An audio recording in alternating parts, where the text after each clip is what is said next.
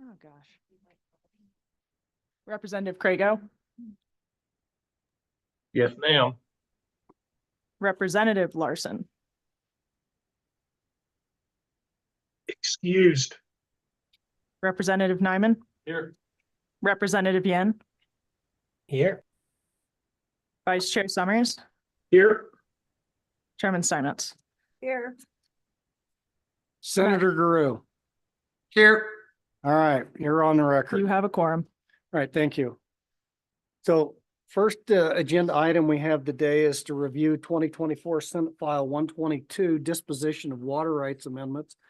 If I could have the agencies come on up. And this was I believe, a bill sponsored by Senator Kinski. So what I'd like to do is have Senator Kinski come up and explain the problem that he ran into. And then, gentlemen, if you could come up after he explains why he brought the bill he did to address some of the previous legislation we've taken, just to frame the discussion. Senator Kinski. David will explain anything you need to. He's ready. Is this voice activated? Is that how it works? You're on. Okay, thank you. Members of the committee, thank you. Can the folks remotely hear me as well clearly? Super, thank you. Members of the committee, first let me say that that this is not my area of expertise, but I had constituents reach out to me with concerns, and I did my best to capture those concerns, and I will relate them to you today as best I can. But I must confess, if I'm submitted to excruciating cross-examination, I'll fold. But I'd like to open it with this. And what I learned in 10 years as mayor, when I ran, there were a lot of complaints about the building department and our subdivision and our development process. And if you sit with architects, engineers, contractors, builders over a cup of coffee, once they get comfortable that they know that you're not going to convey their name to the city, who are the regulators, you can get to the truth of the matter, and you take as many notes as you can, and then you try to get it fixed as best you can. Those same people in a public venue, when asked, would just say, "We get along with the city real well. The building department's fantastic." They don't want to get crosswise with the regulators. I found that same phenomena here in speaking to some of these people. They're a little bit skittish because, you know, you have to deal with the state and you have to get their permission, and you don't want to irritate them or aggravate them. So I end up being a conveyor of messages from constituents and an interpreter of all this as best I can. So the way I understand it, prior to House Bill 2, if you were in the county, you had a ranch, you were going to subdivide, you had to make some disposition of the water rights. You had to decide what you're going to do with it. And essentially House Bill 2 said, from now on, anything inside the city, it's the same deal, which conceptually sounds good, except that now you're dealing with not 1,000 acres some rancher is annexing, but you're dealing with a lot split. Somebody has a lot that they want to split in two. Now, all of a sudden, they're caught up into state water processes and procedures. If they want to just take 3 acres and put a few homes on it, they're caught up by this process. And I'm being told it adds anywhere from $7,000 to $15,000 in fees and anywhere from 6 months to a year. Because the board meets quarterly, and then you have to have your submissions in so many days in advance of the quarterly meeting. And if your submissions are returned to you, you have to redo them and get them back. And now you're pushed to the next quarterly meeting. The state board, in response, to their credit, said, well, you know, if all you're going to do is abandon it, we'll meet on that monthly. The question is that really what you intended? Because there's a tremendous incentive. The fastest, cheapest thing to do is just to abandon the water right. I don't know what happens to it. I suspect in our case, probably, you know, it may end up going to Montana, but we've got water rights from before the city of Sheridan became a city that people are abandoning.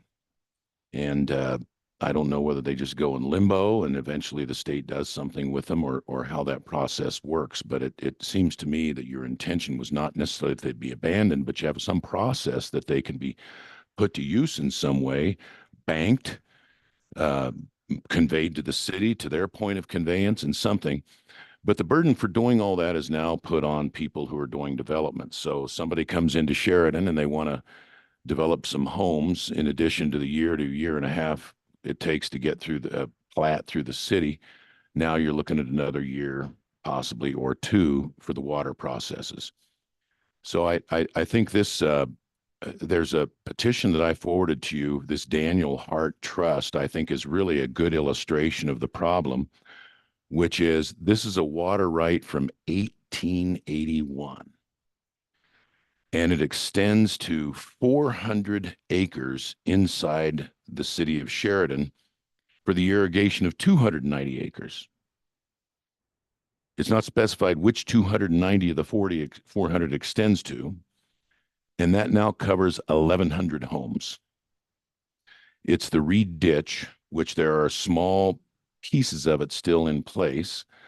This particular petitioner does have a means of conveyance from the Reed Ditch, but otherwise, the Reed Ditch, where it used to run, is, if you know Sheridan at all, it ran all the way from almost up where Home Depot is, clear down to Ridley's Supermarket, and covering all portions of the city. Is gone, except for a very small piece of it.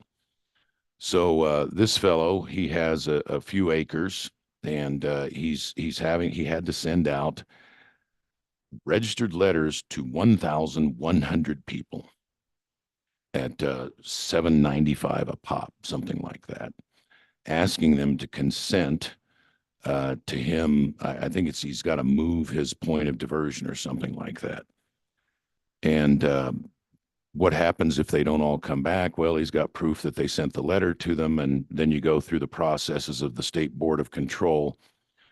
So it's expensive. It causes a lot of delays. So from talking to development people, and people know more than I do, here's the process as I understand it now. So you're doing something inside the city limits. Now you've got to follow the same process as in the county. So in the city, you're going to do a lot split. The water rights haven't been dealt with since territorial days. Maps aren't up to date, but you go to the board of, let me see, it's called the Design Review Committee. It's your first step for the city, and the water commission is there. And subsequently, you may get a letter from them saying there's a water right on there. You need to deal with it. And here's the map. So now you fill out a petition, you have to send it in. And fellas, if I get this wrong, you'll correct me, but this is what I'm told. You send it in, and if you're lucky, the map you get initially matches what Cheyenne says they've got, but the records often are conflicting, so they may come back and say, nah, we got something different, you got to fix it. And sometimes it's easy peasy, and sometimes you spend a lot of time and money trying to figure out these old territorial rights, until finally you get a map agreed. Okay, now, once 90% of the time, there is no means of conveyance. It's gone. So what do? Ditch is no longer there. So you initiate a petition, and what you do is you say you're going to sever it from the land, an ADWR. So you file to do that, and you just abandon the water rights. And that, again, it involves a process. And nobody knows what happens to the water rights. And then maybe the state engineers have some ideas to what happens to it. My understanding is already you got a problem, because a water right that hasn't been subjected to beneficial use for 5 years is you got a problem. So now you got to find a way to do something with it to reestablish beneficial use. And if you're reestablishing that post 1954, is it your water, or is it subject to Montana's call? There's all kinds of legal questions come in there, but the developers don't care about that. So in this particular situation, as I understand it, the fella is not allowed to abandon it. What I was told is the Board of Control dictates the process. And if you're doing a subdivision, you're either gonna, and evidently if you have a means of conveyance, you're either gonna move the point of diversion or you're gonna move the point of use, which is a very expensive process. In this fellow's case, when he gets all done spending the money, his proportional share of the 4.14 cubic feet that are attached to the potentially 200 and some acres is, I think it's like 32 gallons per minute or something. All this money, spent thousands of dollars just on the mailing. So it's going to be a long, slow slog for this guy to get this done. I get it. But you know, the things that I ask are, well, if you want to straighten up the records as legislators, let's give them money to really get the records straightened out. You know, if you got to research this stuff, there's the old Reed Ditch going through Sheridan. There's 4 cubic feet per second. State engineer, figure out where this is, where it is in order of priority, and it hasn't been subjected to use. Create a process to transfer it to the city or do something, but don't put this on every lot developer, every subdivision developer. It's too much to ask. It's just too much. And so, and everybody I've talked to says, I get it. These are old water rights. You really want to do something with them, but the fastest, easiest, cheapest is just to abandon them. The abandonment process, I guess I'd find some way that the state engineer could do that. You know, once you identify these things and you work through right by right to get it all cleaned up. And the problem is most acute in places like Sheridan, where we have a lot of development activity, a lot of communities. You're not going to hear about this until you go through your next boom. And then they're subjected to all the same kind of expense. So that's everything I know. That's what I can tell you about it. And happy to stand for any questions you may have.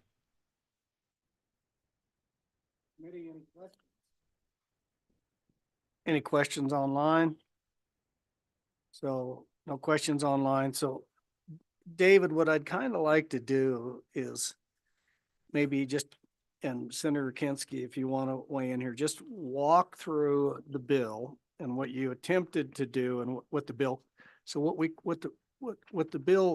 passed last year with the law, come on, David.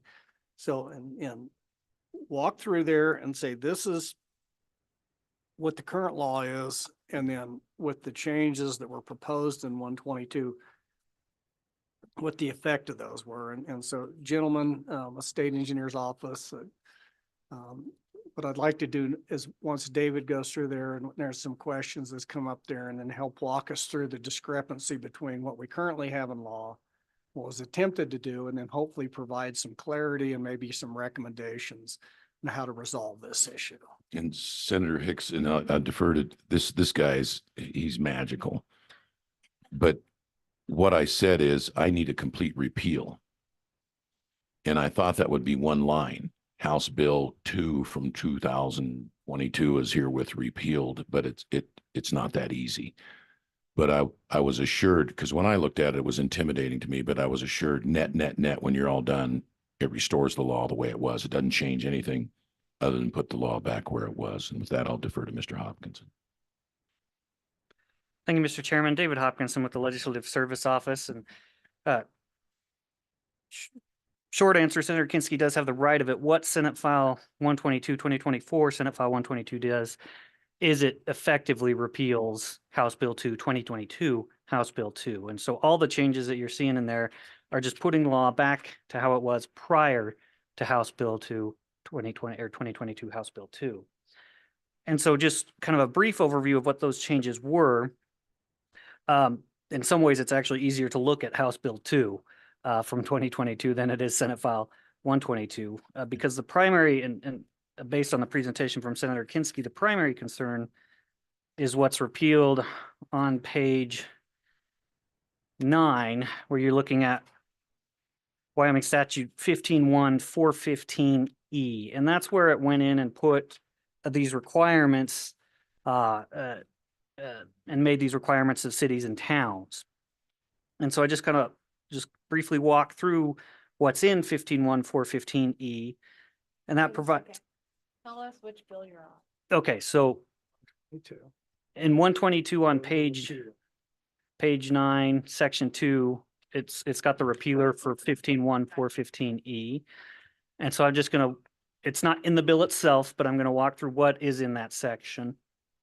And so in 15.1.415E, which was created by 2022 House Bill 2. So this is all new language, or well, it's now existing statute, but it was all new language in that previous bill from 2022. That provides that with respect to water rights appertaining to lands to be subdivided, and again, this is dealing with cities and towns, it requires that they have prior certification and approval of the map or plat. The governing body shall require the owner to submit to the governing body the following. And then it has the intended disposition of the water rights by written documentation from the state engineer or the state board of control that the owner submitted to the state engineer or the state board of control all documents necessary to voluntarily abandon the water rights.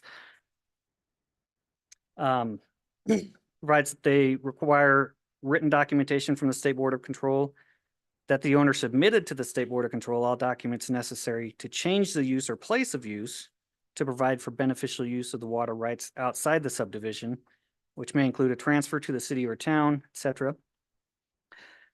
It requires a plan accompanied by written documentation from the state engineer approving the plan for the distribution of water rights appertaining to the land to be subdivided, and shall specify the distribution of the water to the lots within the subdivision, etc. And then next section is new both to the cities and towns, but also new, or was new in House Bill 2, applicable to the counties and the subdivisions out there. Written documentation from the State Board of Control that it has accepted an authorization to detach water rights appertaining to the lands to be subdivided in accordance with rules and regulations promulgated by the State Board of Control. And then that new language further provides that if the subdivision is located within lands served by or crossed by a ditch, irrigation work, or other water conveyance system, that the owner submitted the subdivision matter plat to the public entity, company, association, or appropriators responsible for the ditch, etc. And they have to submit it for review and recommendations at least 60 days prior to the submittal of the map or plat to the governing body. And upon receipt of that subdivision map or plat, the public entity, company, association, or appropriator shall notify the owner if and how the subdivision will create a significant additional burden or risk of liability. It requires that there be evidence that the owner will specifically state on all offers and solicitations relative to the subdivision, the owner's intent to comply with this paragraph, and that the owner does not warrant to a purchaser that the purchaser shall have any rights to the natural flow of the stream. If the subdivision is located within the boundaries of an irrigation district, it requires that the map or plat be accompanied by recommendations from the irrigation district, and requires that they work together, essentially make a good faith effort to resolve any conflicts with the irrigation district. If the subdivision would create a significant additional burden or risk of liability to the public entity, company, association, or appropriators responsible for the ditch, the owner shall provide an adequate and responsible plan to reduce or eliminate that burden of risk. So those are essentially the things that were new to be applicable to the cities and towns. And then the rest of House Bill 2 went into the existing statutes in 18.5.306 and 18.5.316 dealing with minimum requirements for subdivisions permits in the county statutes, and for the requirements for large acreage subdivision permits, again, within the county statutes. And it just kind of conformed those all together. And so you'll see in Senate File 122, a bunch of those little changes that are made so that the language is relatively consistent across those three separate statutes. And with that, I'd be happy to answer any particular questions on either of those bills. Any questions? So one of the things I'm looking at with 15.1.4.15E is when I go into there, and this is a question, is this is a requirement if there's a subdivision, a proposed subdivision. So getting back to Senator Kinski's scenario, there's already a subdivision there. Because this requires, under this section, with respect to any water rights, aperture to land to be subdivided. So this would be submitted as part of a subdivision plan to the county, as I understand it, or within the municipal boundaries.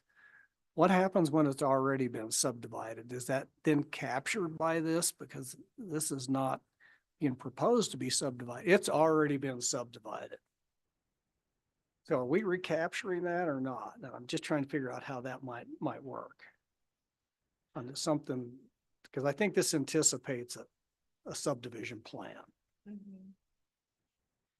And Mr. Chairman, the way I read this, or 2022 House Bill 2, that I think you're correct that that would apply when we're talking about obtaining subdivision permits and things of that nature. But I defer to the Attorney General's office on if this did have additional impact in other areas that you've described. All right, well, we'll reserve that. That'll be the first question that they can answer when they get up here. So committee, any other questions on this? Any other comments? Mr. Chairman, Yeah, Senator or Representative Summers, Speaker Summers. Mr. Chairman, thank you. You know, I want to just be reminded of what problem the House Bill 2 was trying to solve. Now, having served on P&Z, my county, and having had, that kind of go on with a subdivision amongst a ditch, it became very convoluted how that would be handled and whether the subdivider had actually got the work done with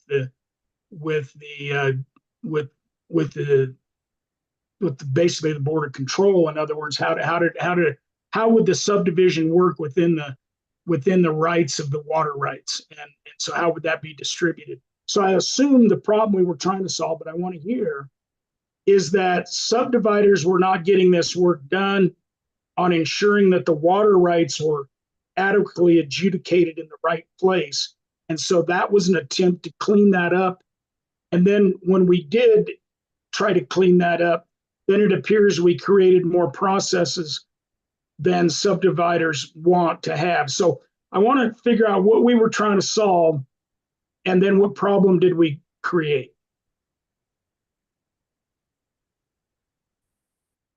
Go ahead. Yep, Senator Cole. Thank you, Mr. Chairman. I don't work with ditches. I haven't crossed the ditch in a subdivision, and I was a county commissioner for 8 years. We never really had a problem with this kind of situation. My question is, though, is if someone doesn't use their water rights within X amount of years, 5 years, then they lose those said rights. No? Not necessarily. No? No. Oh, there's the rub. So I thought, okay, well, that was my uneducated question. It's got answered. Thank you. Subject to a ban. Mr. Chairman, Yeah, Senator Kinski. I don't know if this is responsive to Representative Summers' question or not, but at the county P&Z, you're dealing with large scale development. You can afford to go through this process and you have the subdivider in front of you. And generally, if it's a ranch or somebody, they know what their water rights are. Here we're talking about small scale because it's already inside the city.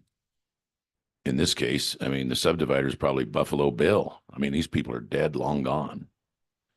And so in the case of this poor guy, he's got 4 acres. He's going to split into a couple family lots inside the city. When he's all done, he'll get 32 gallons per minute.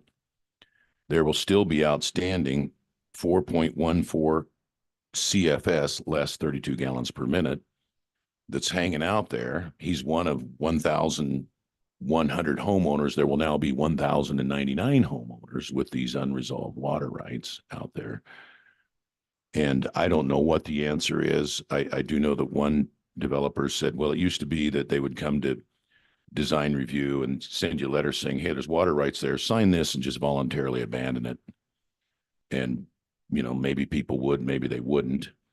But, I don't know whether you get something that is essentially as a quitclaim deed. So people don't have to try and research back to 1880 and the expense of it on 3 lots. Just say, I herewith convey to the city of Sheridan any all right, title, and interest I may have in any water rights on the Reed Ditch, and then let the city and the state figure out what to do with it.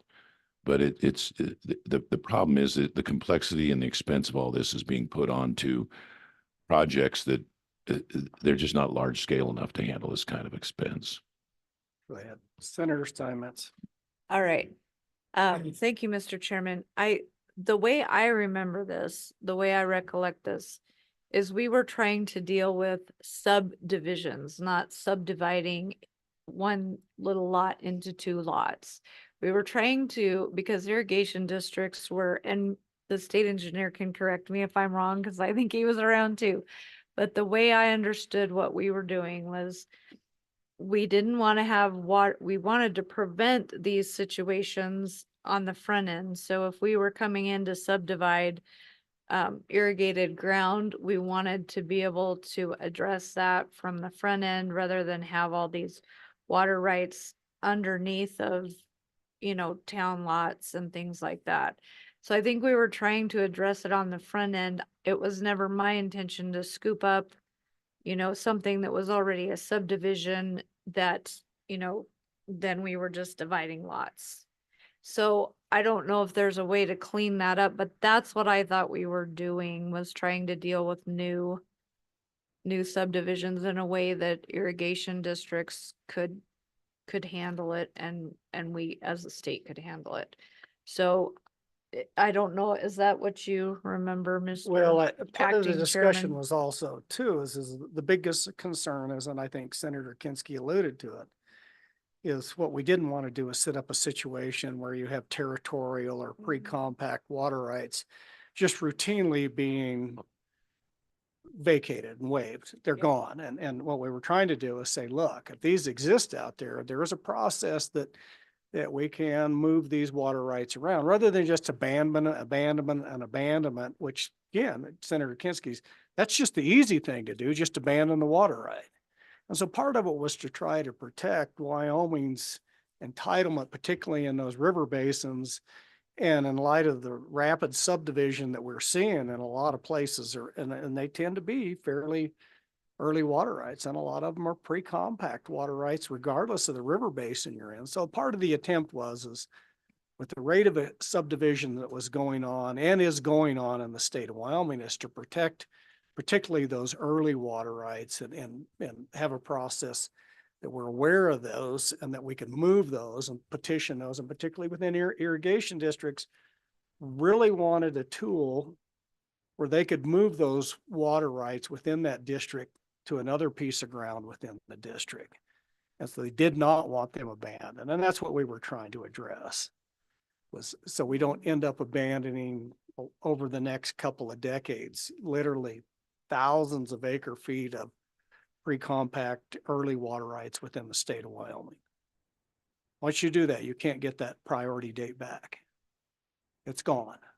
Mr. Chairman, to address, let me try again with the concern raised by Representative Summers and Senator Steinmetz.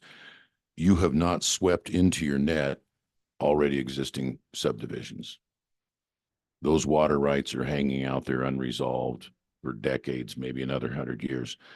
It's just, if you then are doing a lot split or you're taking, there's not a whole lot of, there's not huge swaths of undeveloped land inside the city. So you're taking, in this fellow's case, 3 acres. He's going to split it out into home sites, I think, for his family members. Now you're swept up into it, and he's not given the option to abandon. He said, you're going to move it. Well, or you're going to change the point of diversion or the point of use. And so 1,100 mailings, 8,000 went out, and he's going through a petition process. The large scale development, absolutely. If it's a modern day developer and there's water there. The smart ones, though, they've already dealt with it before they ever bring it to the city.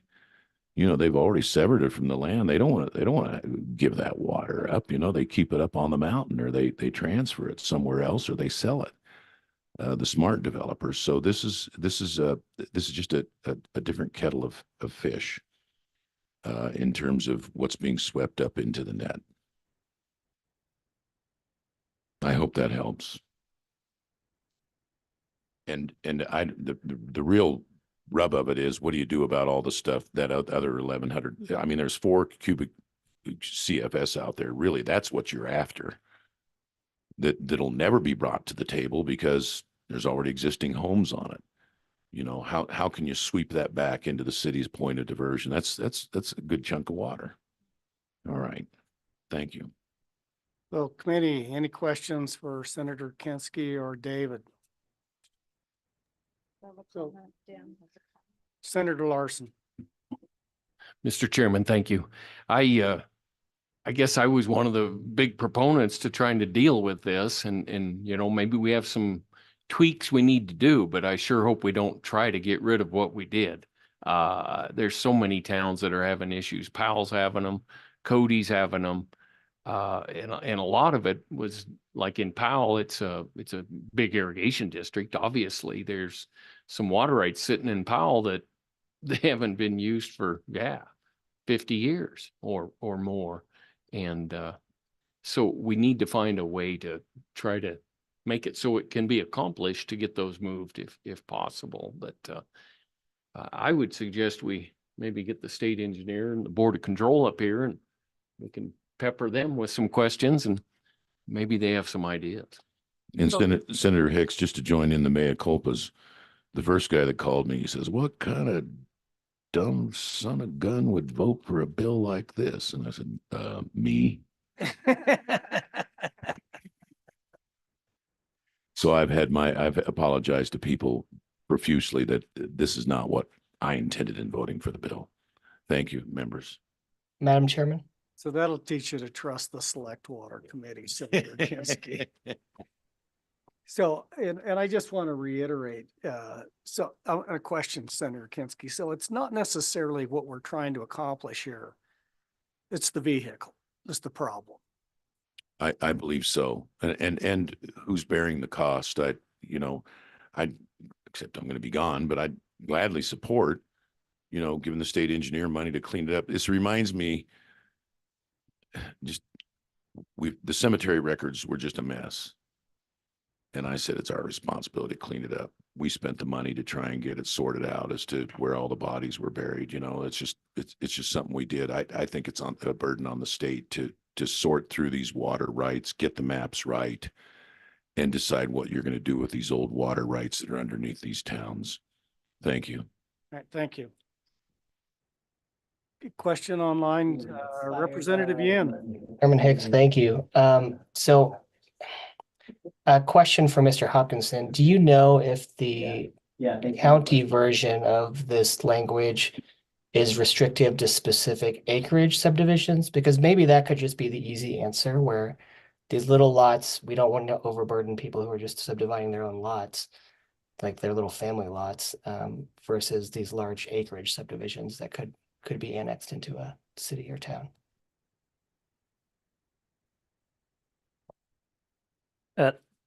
Mr. Chairman, Representative Yin, I don't believe that the county statutes were specifically restricted to acreage other than there's 2 places that you're dealing with it in 18.5, 316, or let me just make sure my citations are correct. 18.5, 306, which is minimum requirements for subdivision permits, and then similar language is found in 18.5, 316, requirements for large acreage subdivision permits. So as it is, I think it accounts for, I don't think it really distinguishes based on the size of the lot or the land to be subdivided on the county level or on the city level.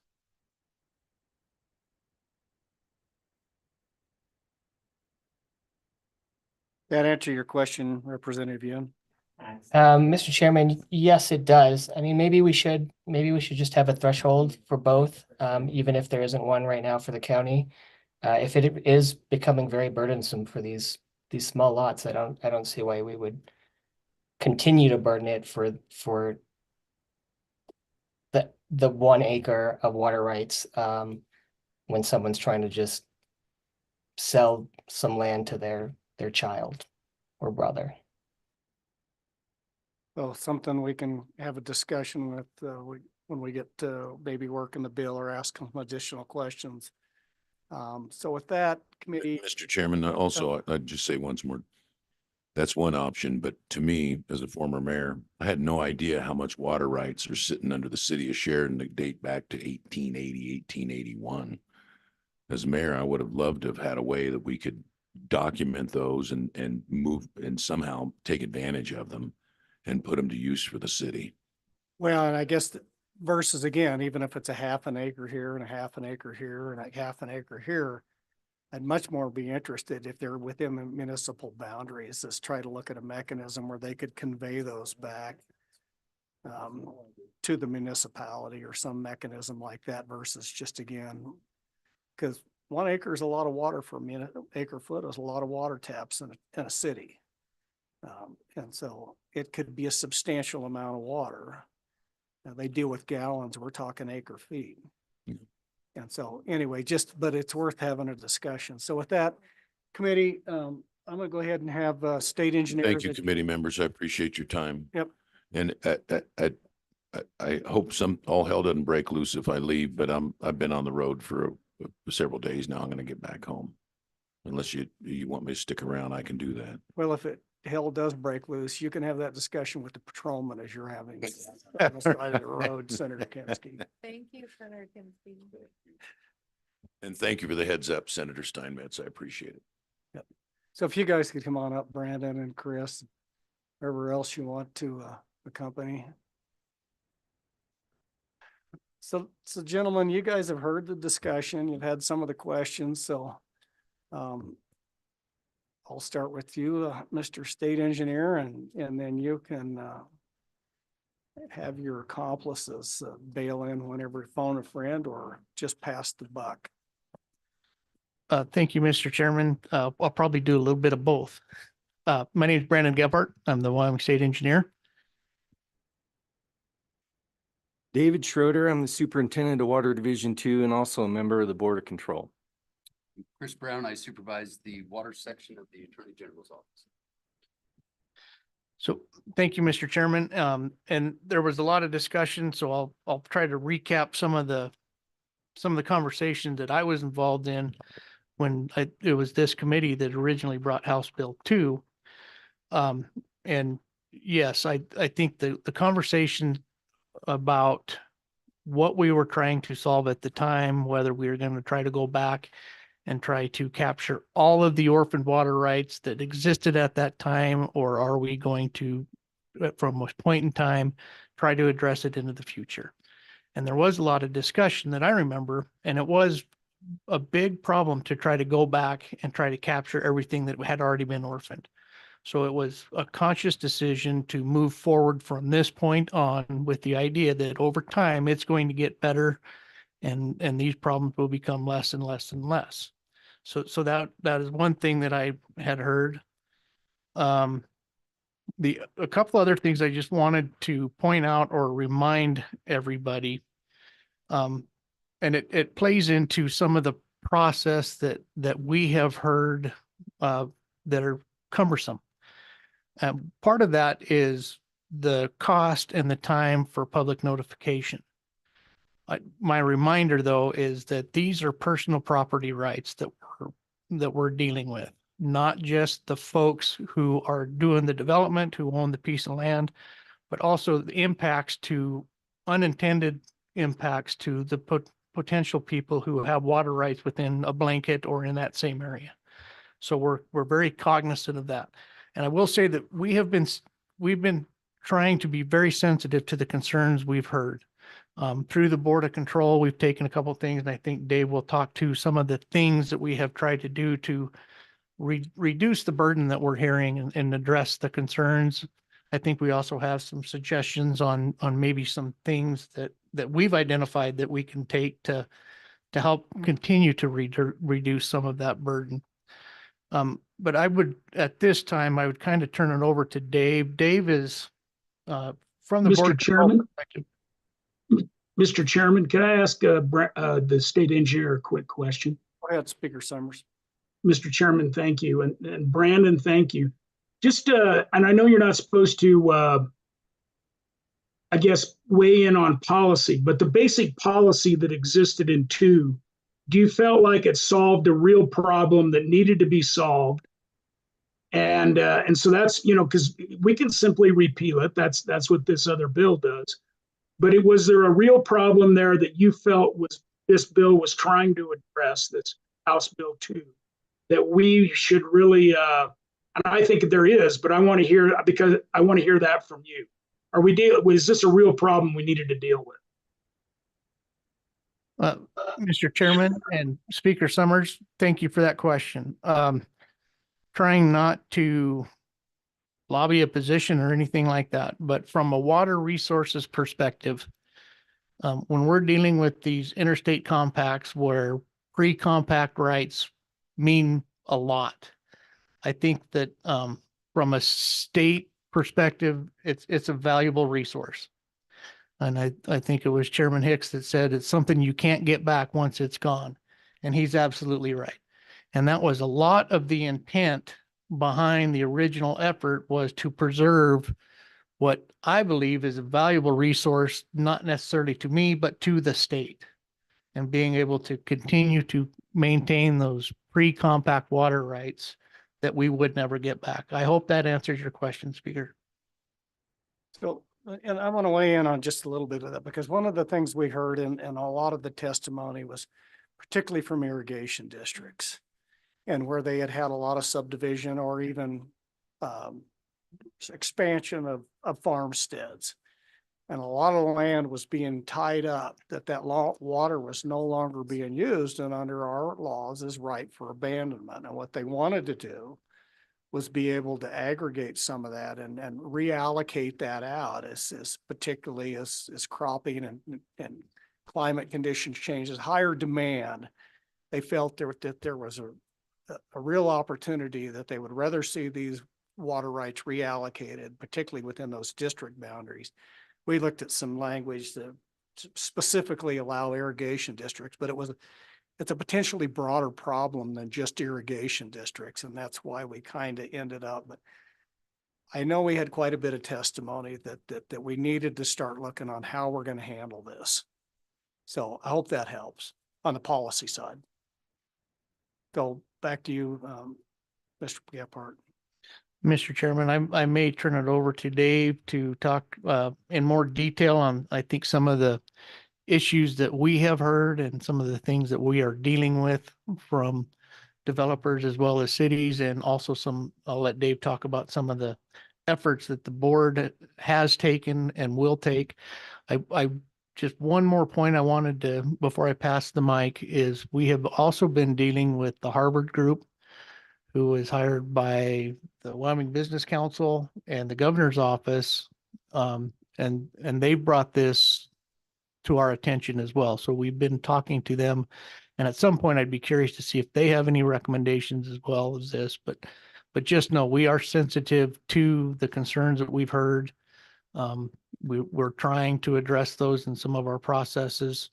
But again, this, at least in my perspective, is a valuable resource to the state. Thank you, State Engineer Gebhardt. Madam Chair, members of the committee, thank you for allowing me to testify and speak to this very important topic. Being the superintendent in Water Division 2 and located in Sheridan, I feel like I've been on the front lines of many of these issues, and I've heard many of the same concerns that Senator Kinski shared with you. I want to be clear on a few things. When someone goes to subdivide a property, generally there are 4 options, 4 routes that they can choose. The first one would be keep the water right active. This would be accomplished through a water distribution plan. We're keeping these oftentimes very senior water rights on the ground, and we're also lessening our demand on treated water by letting people water lawns or small acreage through the water that's already there. Second option would be to transfer this right or change the use. So when we're dealing with municipal development, this is usually a transfer to the city. So a change from irrigation use to, say, municipal. This can be advantageous as well. It would involve a petition to the Board of Control. It could involve large consent burdens.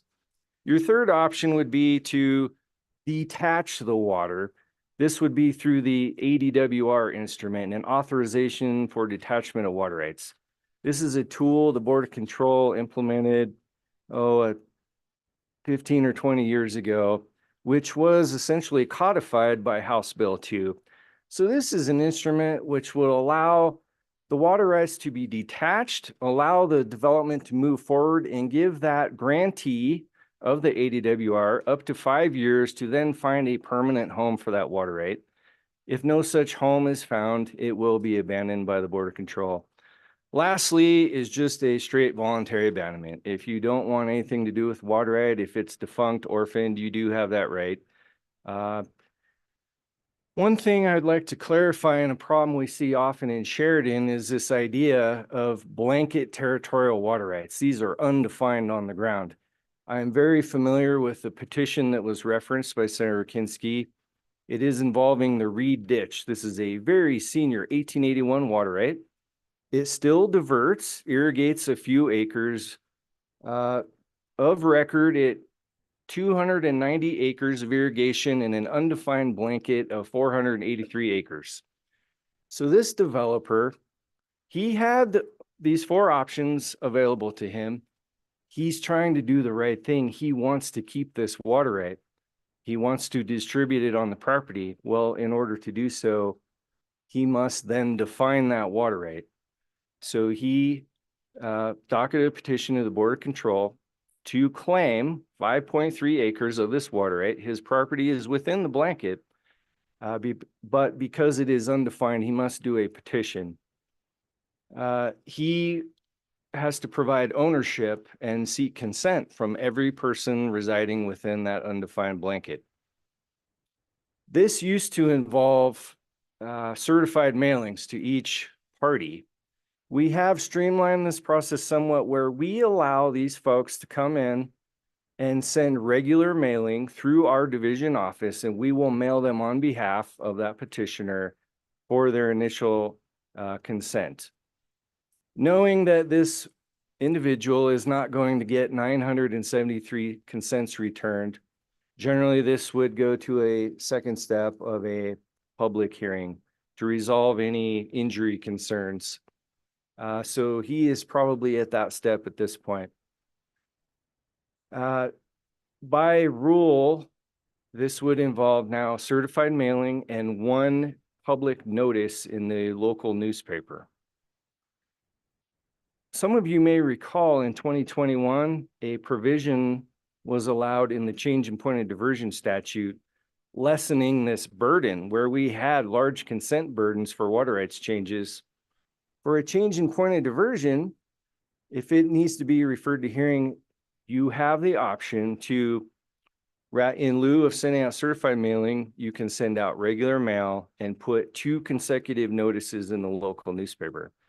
This is a concept I think we could apply to other water rights changes, which could help this situation.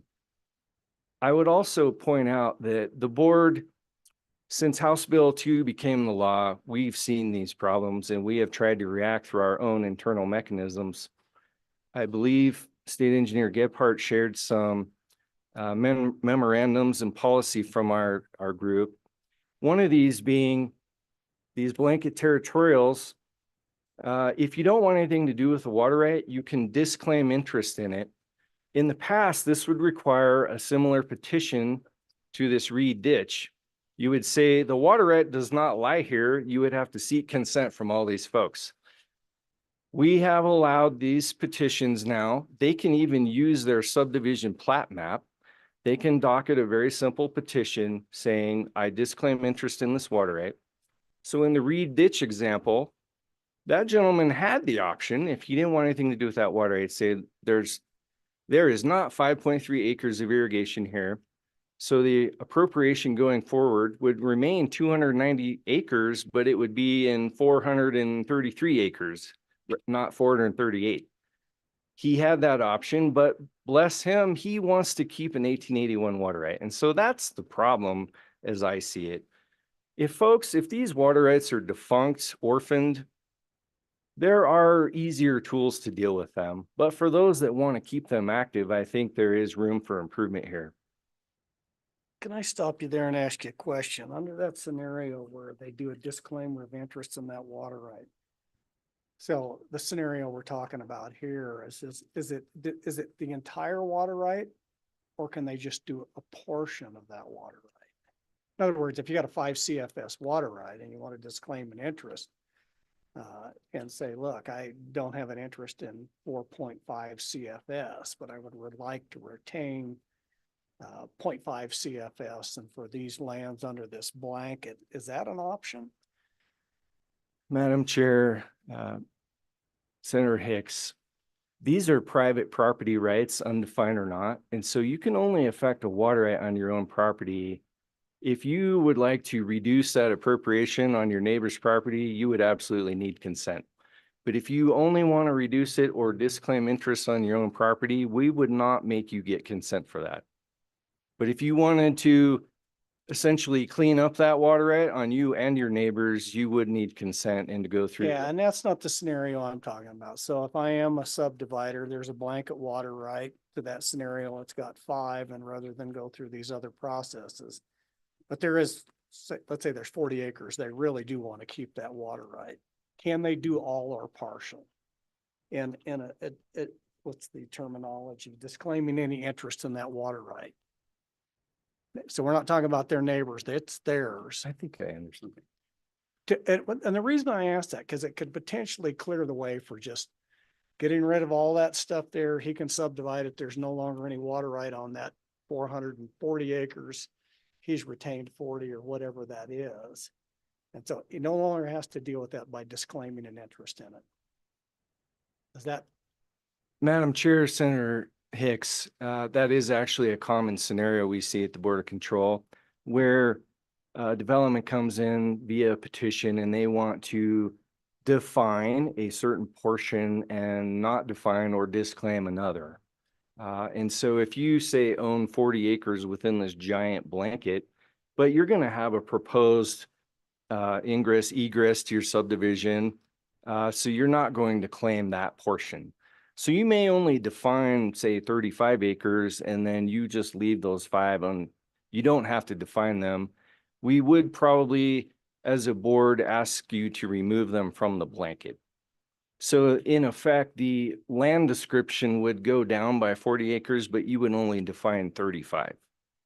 And you would leave that 5 for another appropriator to then potentially claim in the future. So the next question is what happens when somebody disclaims an interest in a water right? What happens to the water right?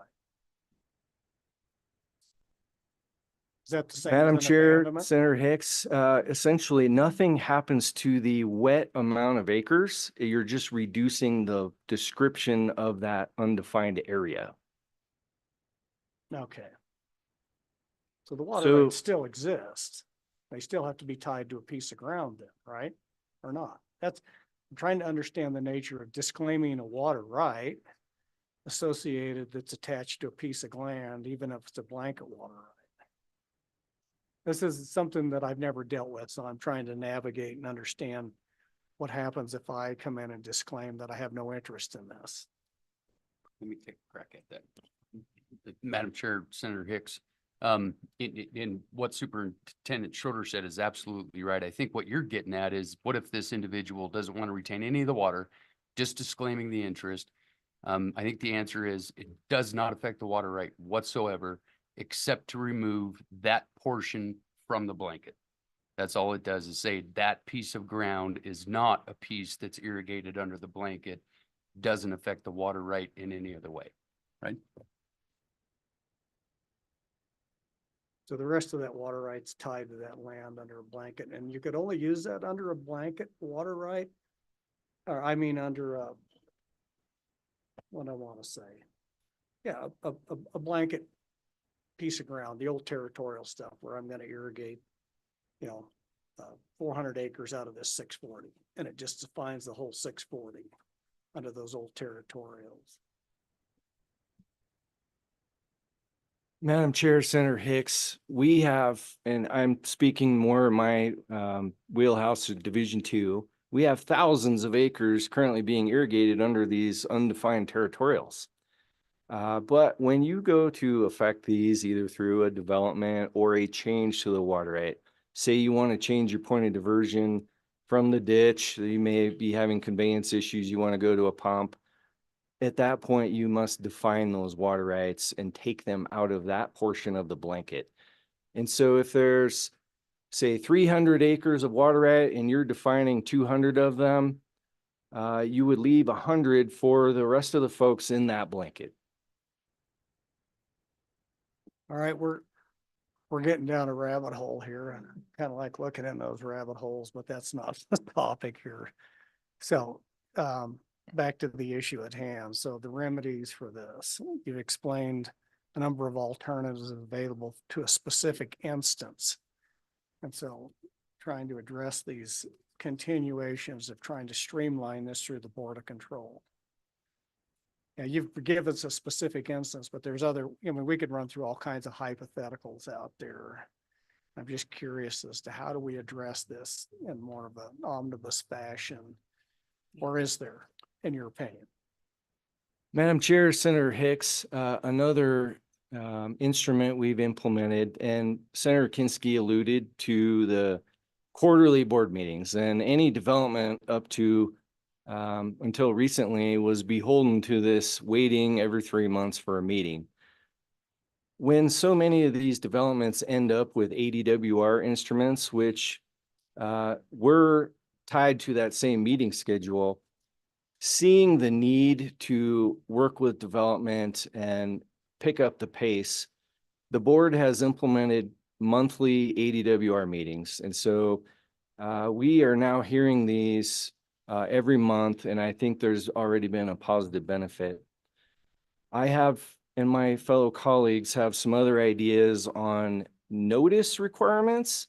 And again, the prime example is this Reed Ditch petition, where this gentleman must certify mail all the folks within that blanket, whether they use water or not. I think there's some room for improvement through our own agency rules there. And in fact, we're having our quarterly board meeting next week, and it is a discussion topic. And so we have more work to do on our end. So, committee, go ahead, Senator Larson. Mr. Chairman, thank you. Can you elaborate on that a little bit more? Or do you have an idea how to maybe deal with even just this specific issue on how he could notify the rest of those he needs to? Madam Chair, Senator Larson, I do. And I think what the legislature did in 2021 is a good model to follow, and that is the change in point of diversion statute. Many of the guiding statutes for water rights changes are pretty vague or do not address notice requirements for a public hearing. And yet the Wyoming legislature in 2021 eased the burden on notice or notification for hearings. So again, in lieu of certified mailings and one newspaper notice, through that change of point of diversion, you can do regular mailing and 2 newspaper notices. That is a concept I would like to apply for other water rights changes. Go ahead.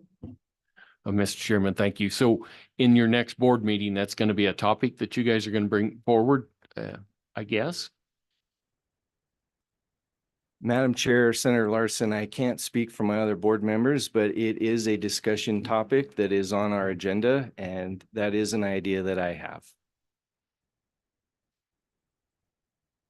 Committee members, anybody online? So I want to capture that as an action item. And so what I'd like to do is when you guys have your board meeting and discuss this, and if it's something, because it would probably take statutory change to do that or not. Can you do that through rules? If I might, Madam Chair and Senator Hicks, so this is one thing that we're digging into, and I want to point out that whenever we're dealing with the potential change to water rights, it's a real property right, right? And we are very careful to make sure folks understand or get notice with regard to potential changes to their real property rights. There's due process that people are entitled to make sure that they're able to raise concerns, they're able to object, they're able to make claims of potential injury. And so the different statutes are different, the different processes can be different.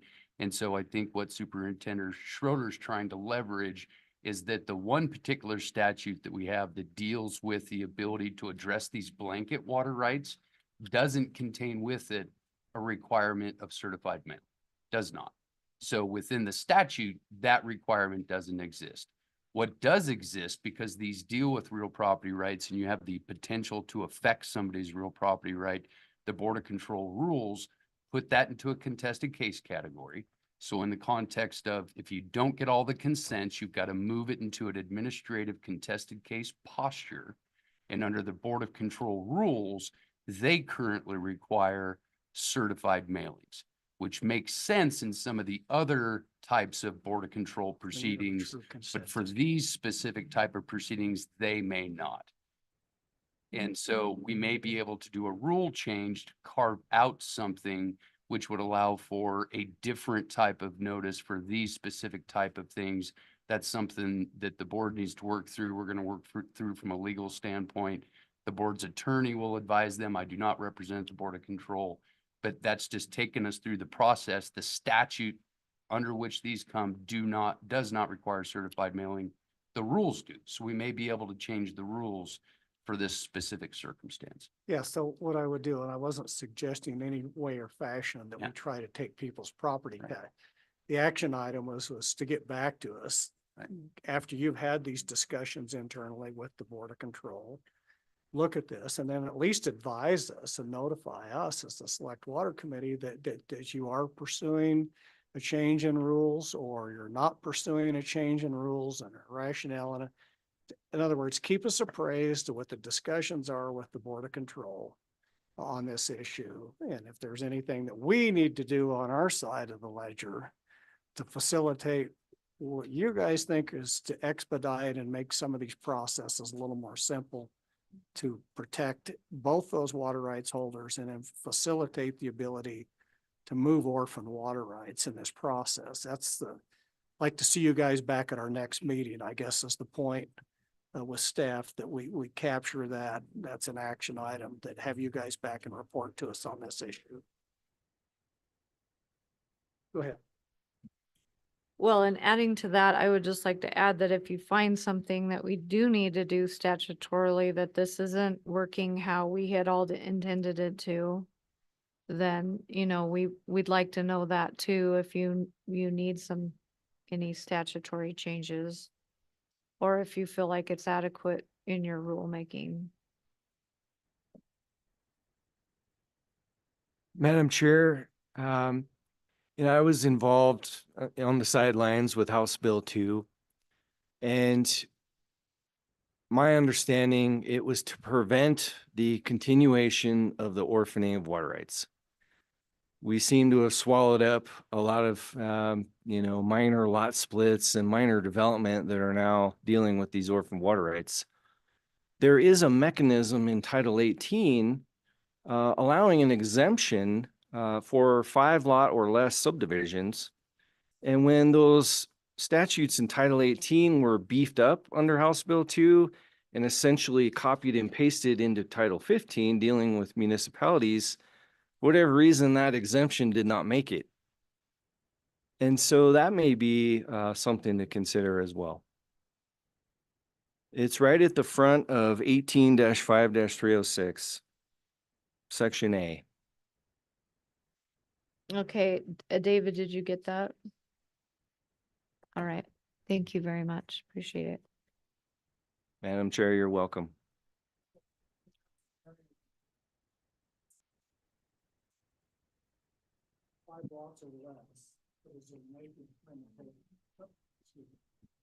So the question is under that exemption where it says 5 lots, I don't have the statute in front of me. Does it define what the size of a lot is, or is that up to county planning and zone? My concern is 5 50-acre lots. Madam Chair, Senator Hicks, I'll paraphrase the statute. I have it in front of me, but it basically says the board may by rule exempt the subdivision of units of land into not more than a total of 5 units of land. So if it's less than a 5-lot subdivision, that governing body can exempt the requirements under Title 18 as far as disposition of water rights. It does not specify an acreage. Well, if I was a really shifty subdivider and wanted to do 200 acres, I'd divide it up 5 ways and say that's exempt. So David, if on that issue, can we see if there's any statutory definitions for lots for plotting at county levels? I just want to make sure that we don't create another loophole out there by not defining what, and is that up to local planning and zoning to define the size of a lot, or is there a statutory provision as to what constitutes a lot? And I just, it could be used not the way we think it is intended to be used. Now, they still have to go before the Board of Control, correct? Or no, it's exempt. You guys wouldn't see that, correct? Madam Chair, Senator Hicks, that authority would lie with that governing body, whether it be the planning and zoning with that county or that municipality, to exempt that subdivision. Without endorsing or advocating any legislation, I would like to point out that the exemption could have negative consequences too. We deal with civil issues all the time that have fallen under this, where conveyance to the lots have been destroyed because they didn't do a water distribution plan. So it's a tool that could be explored, but it can have some negative consequences. Assuming they didn't have a prescriptive easement. Anyway, so I do think it's worth exploring, but David, if we could find, if there's anything out there that defines the lot size or who gets to define the lot size, it's just and we can, again, kind of look at this. I think more we need to understand it before we start doing anything. But it would be potentially a tool to move that into this same language, right? To move that 5 acre or that 5 lot exemption in there. So would resolve some of the issues that Senator Kinski talked about, trying to subdivide a couple of quarter acre in that has a blanket water right under 2 acres and they want to put 2 more homes on there. So, and we may want to, if we get into this, as look at the limitations on acres or on how many that would be eligible to constitute the exemption for 5 lots. Just thinking out loud. So, anything else that you want to add on this topic? Chris, any thoughts that you want to add? Anything? I don't think so right now, Senator Hicks. Brandon? Senator Hicks, I'm fine, thanks. Committee, any more question for these gentlemen? No, online? I don't see any hands raised. All right, we'll see you guys next meeting for an update. Yep. Oh, next topic is Colorado River Basin. So a couple of you guys can just hang out for a little while longer, if you would, please. So we got Mr. Brown, you're first up on the list to give us the issues update.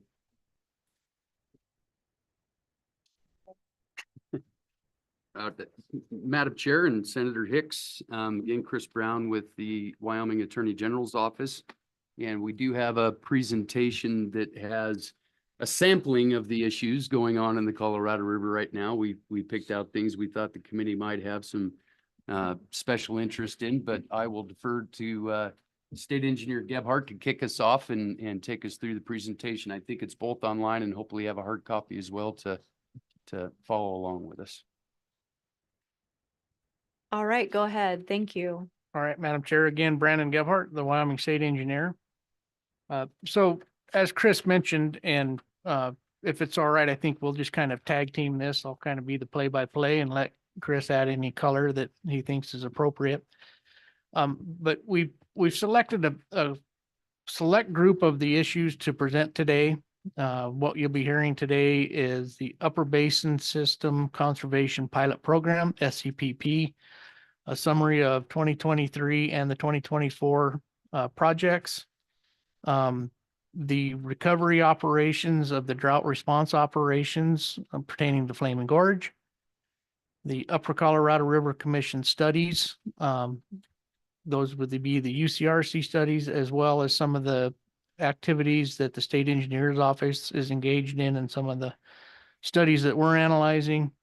I'll provide a quick update on the Inflation Reduction Act, the Bucket 2 funding, the long-term efficiency improvement projects. And then a brief update on post-2026 reservoir operation negotiations. I will be discussing the upper basin and the lower basin alternatives. Next Mr. slide, please. Gephardt, Yes, the committee's asking if you have one of these electronically that you sent to us, or is it just this and the hard copy? it, Eve, do you, Madam Chair, we just received a copy of it today and I can send it to you all right now if you would like. would you like that? All right, thank you very much. Thank you. Sorry to interrupt. Madam Chair, would you like me to wait until you receive that? Okay. Proceed on. Thank you. So a recap of the 2023, last year's system conservation projects. This provides a table of the estimated CCU for each of the upper division states, the number of projects. So the total conserved consumptive use from the 2023 program was 37,600 acre feet of conserved consumptive use over 64 projects. The total payments for those conserved consumptive use acre feet is about 16 million for the 4 upper division states at an average cost of $420 per acre foot. Wyoming, under that, received 8.3 million.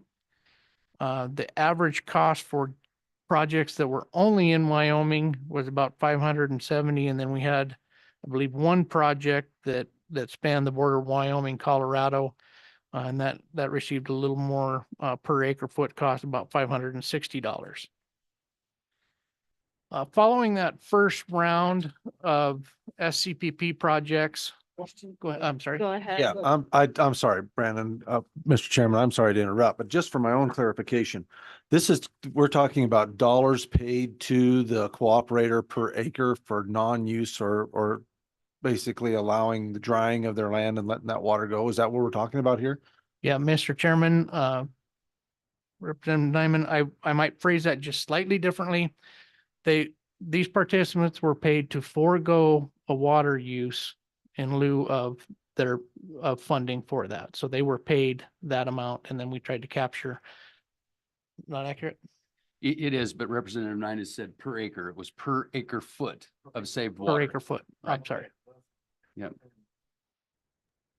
Mr. Chairman,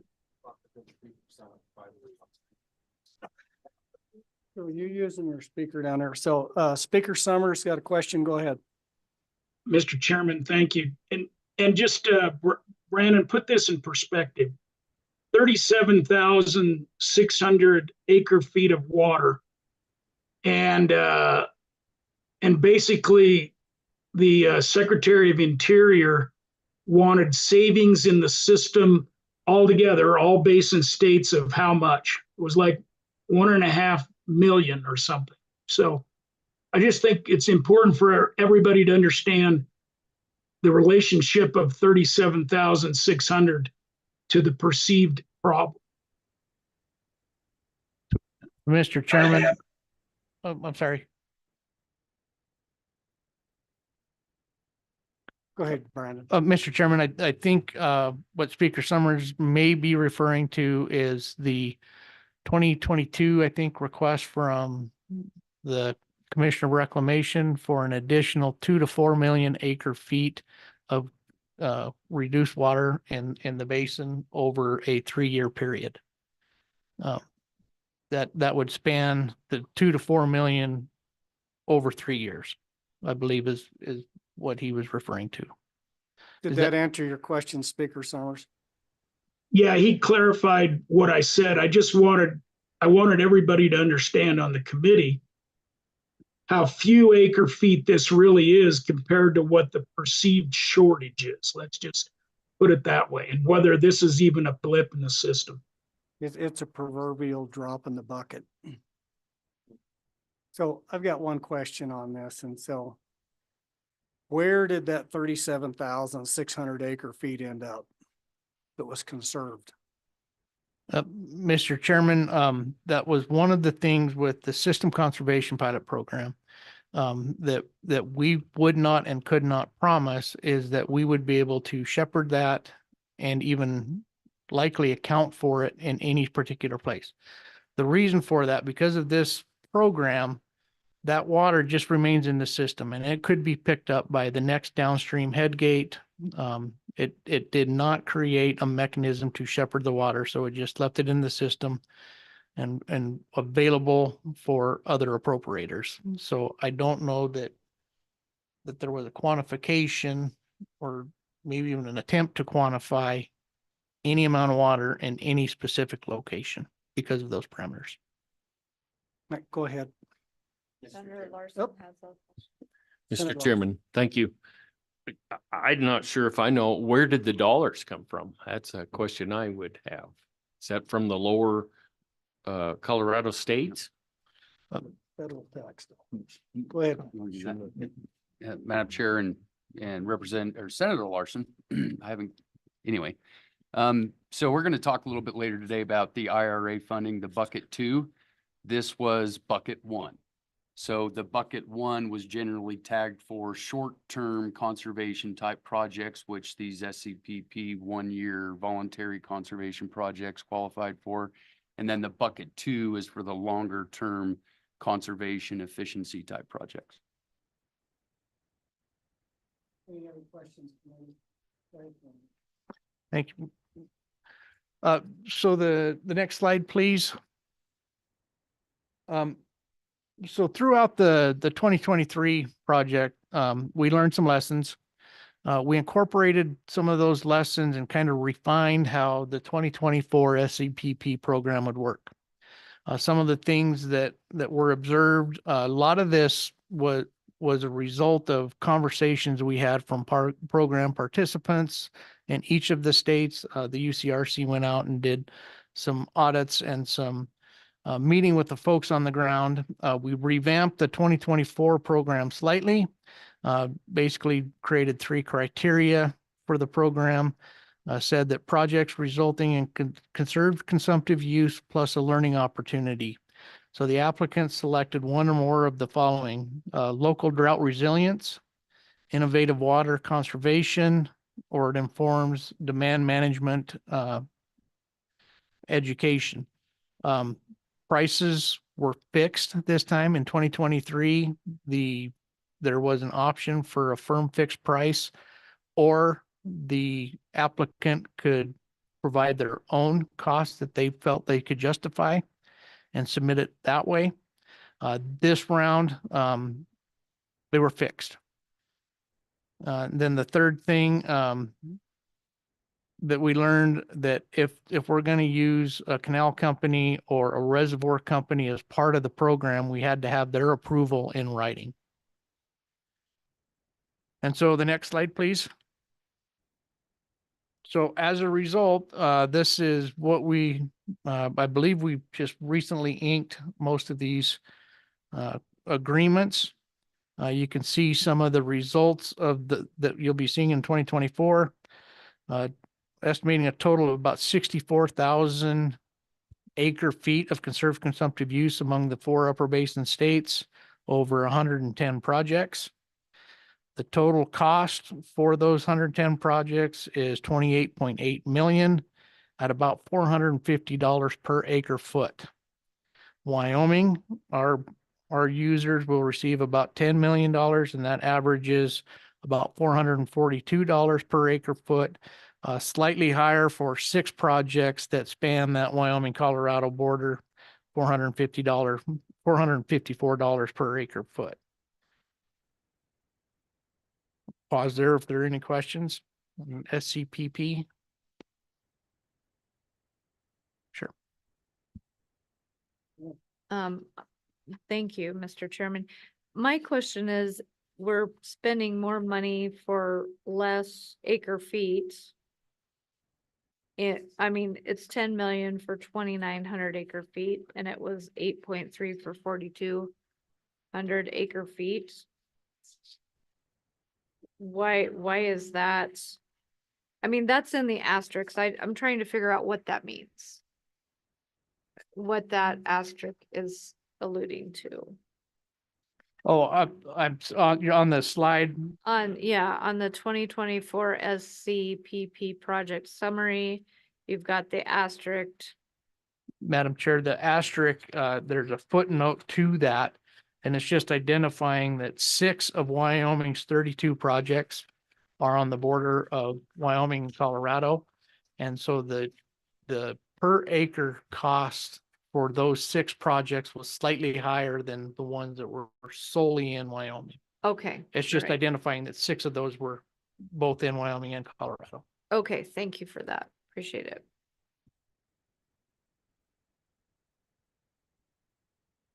Madam Chair, if there are no other questions on SCPP, I'll turn our attention to the drought response operation recovery in Flaming Gorge.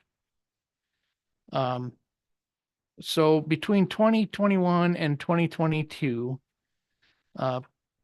between emergency releases for drought operations as well as releases out of Flaming Gorge through the drought response operation agreement, a total of 588,000 acre feet was released from Flaming Gorge to Lake Powell to help protect critical elevations. As part of that drought response operation agreement, recovery was required before that agreement was complete. And so in 2021, 121,000 acre feet from Flaming Gorge was released, and about 67,000 from Blue Mesa was released in the first year in 2021, and 500,000 acre foot was released in 2022 from Flaming Gorge. The recovery of that back up into Flaming Gorge occurred on February 28th of this year. So all of the water that was sent down to protect critical elevations has now been restored back into Flaming Gorge and physically there and in that account. One of the charts on the right, the upper chart, Chris, you might have to explain the chart if you don't mind. So the 2 charts that are on this particular slide simply show the accounting process that Reclamation put in place in consultation with the states and trying to figure out how to account for this water in the reservoir. And it simply describes the difference in operations. So the top chart describes the difference in operations between what would have happened had there not been to the joy releases and the operations because there were joy releases. So it's just a way to describe what I would have done had I not taken that action and what I'm doing now because I took that action in order to provide an accounting mechanism. So there was 2 potential ways to recover this water. Through this accounting mechanism to say, I'm tracking each month, I'm releasing less water than I otherwise would have. So I'm recovering that water in Flaming Gorge, and here's how I'm measuring when I achieve that goal. The other potential way was to hit the target. And Flaming Gorge has a springtime target of 6027. And so long as you hit that target, then you're back to what you would have been had you not made those releases. The springtime target in Flaming Gorge is taking a look at how much capacity you have in Flaming Gorge to catch the flood that's coming. So they have that target and say, we're not going to go above that target because that's a risk that we're going to cause flooding downstream if we don't have enough space to catch it. So the 6027, because we're on an average, a little less than average year, that's pretty much the highest. It's a range, but that's pretty much the highest target they have. So there really is no question but that we've recovered all the water that we had released downstream. Next slide, please. This is another way to illustrate that. I think it's a green line that swoops clear down at the bottom. It's orange. orange, sorry. Color commentator. That is the actual elevation of Flaming Gorge in 2023. That shows that the 588,000 acre feet is out of Flaming Gorge. The little black line on towards the top that stops at 5.55 of this year, that's the current elevation of Flaming Gorge. So you can see that physically that water is back in Flaming Gorge. So the DROA, ultimately the DROA operations met the intended use and were recovered from the benefit of a good year, essentially. But it is important to note that they did meet the intent of that was to help protect critical elevations in Lake Powell.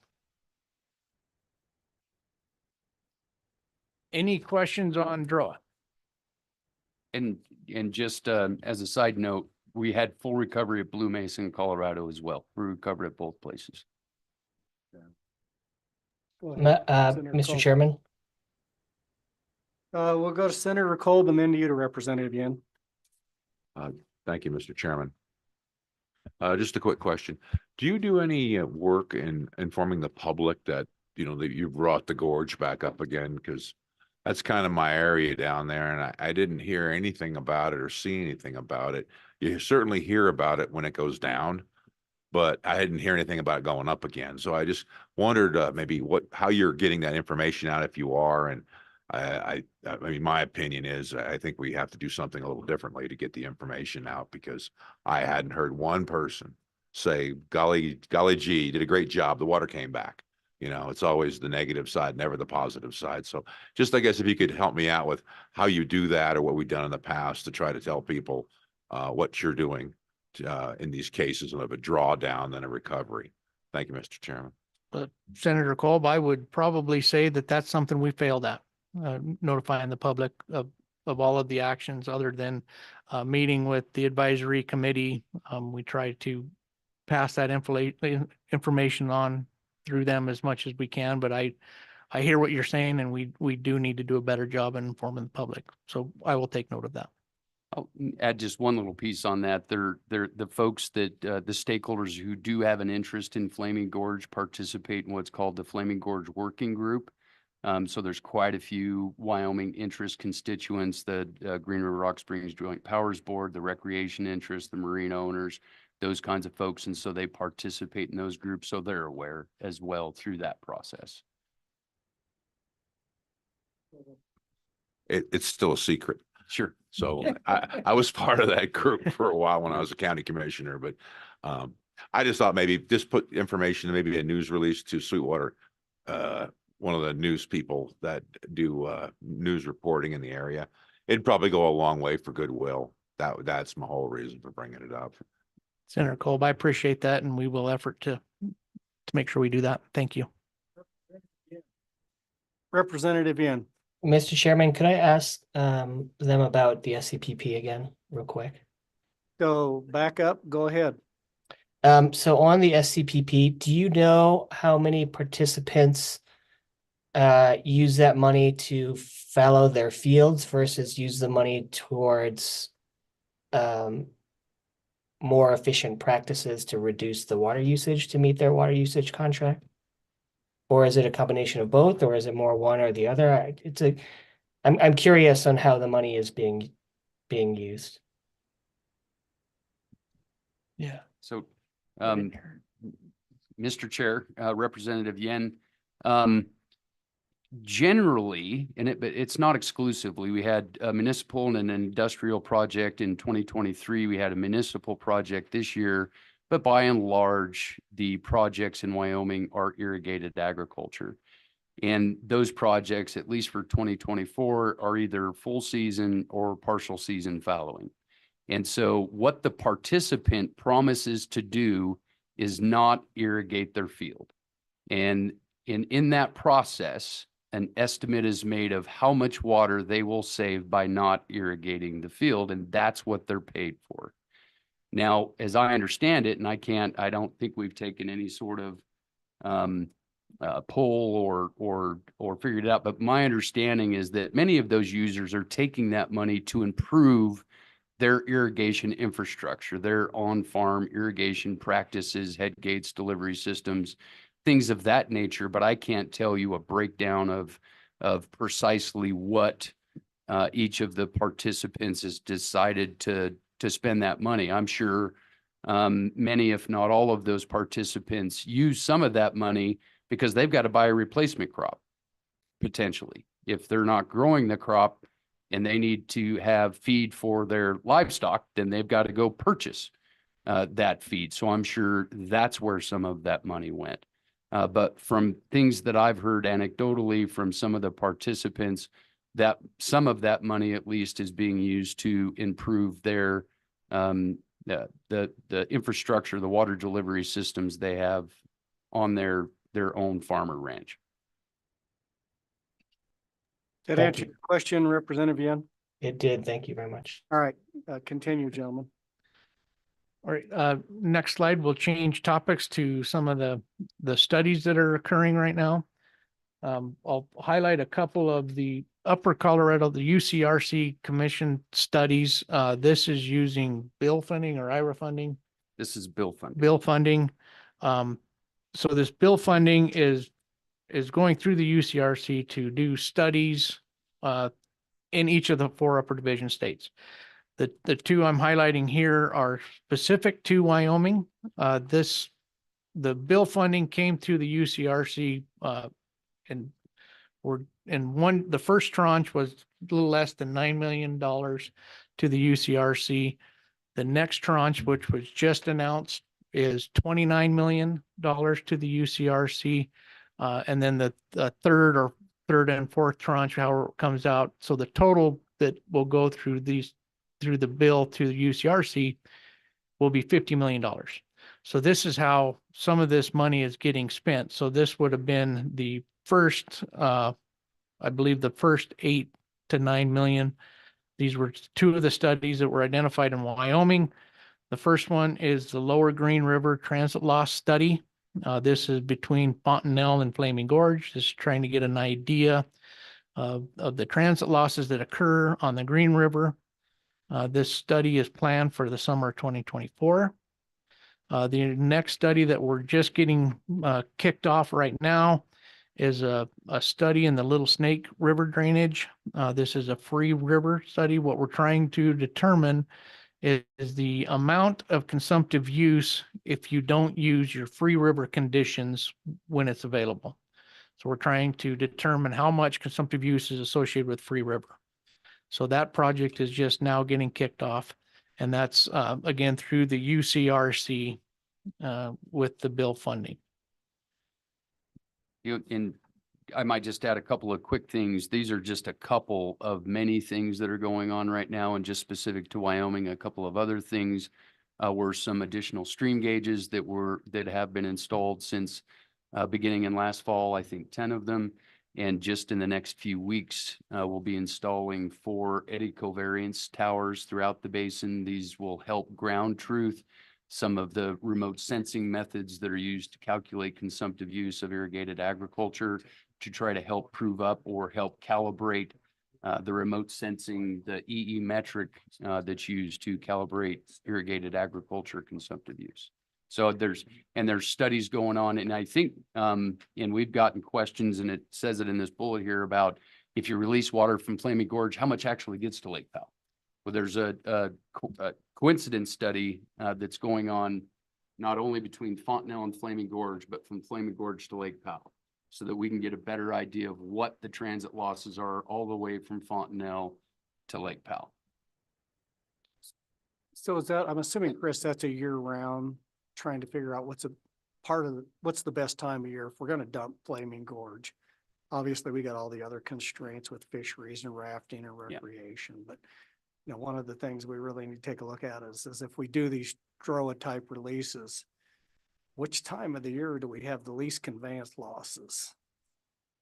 Absolutely. That's part of That's part of it. You know, Senator Hicks, there are different things to consider for each of the initial units, right?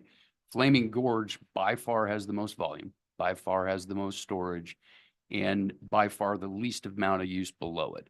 And so the constraints are less with regard to somebody potentially picking that up. But that doesn't change the fact that less evaporation occurs in the wintertime, right? And so definitely considering all those things, when does it make sense to release what amount of water? Below Flaming Gorge, you've got the endangered species concerns, and so you have to be able to coordinate the Flaming Gorge releases with the inflows and from the Yampa River so that you're hitting the targets, both temperature and flow targets for the endangered fish downstream in Utah. So you got to consider all those things. This is just trying to get an idea of what are the losses. So if I release 100,000 acre feet from Flaming Gorge under these conditions, how much of that makes its way to Lake Powell?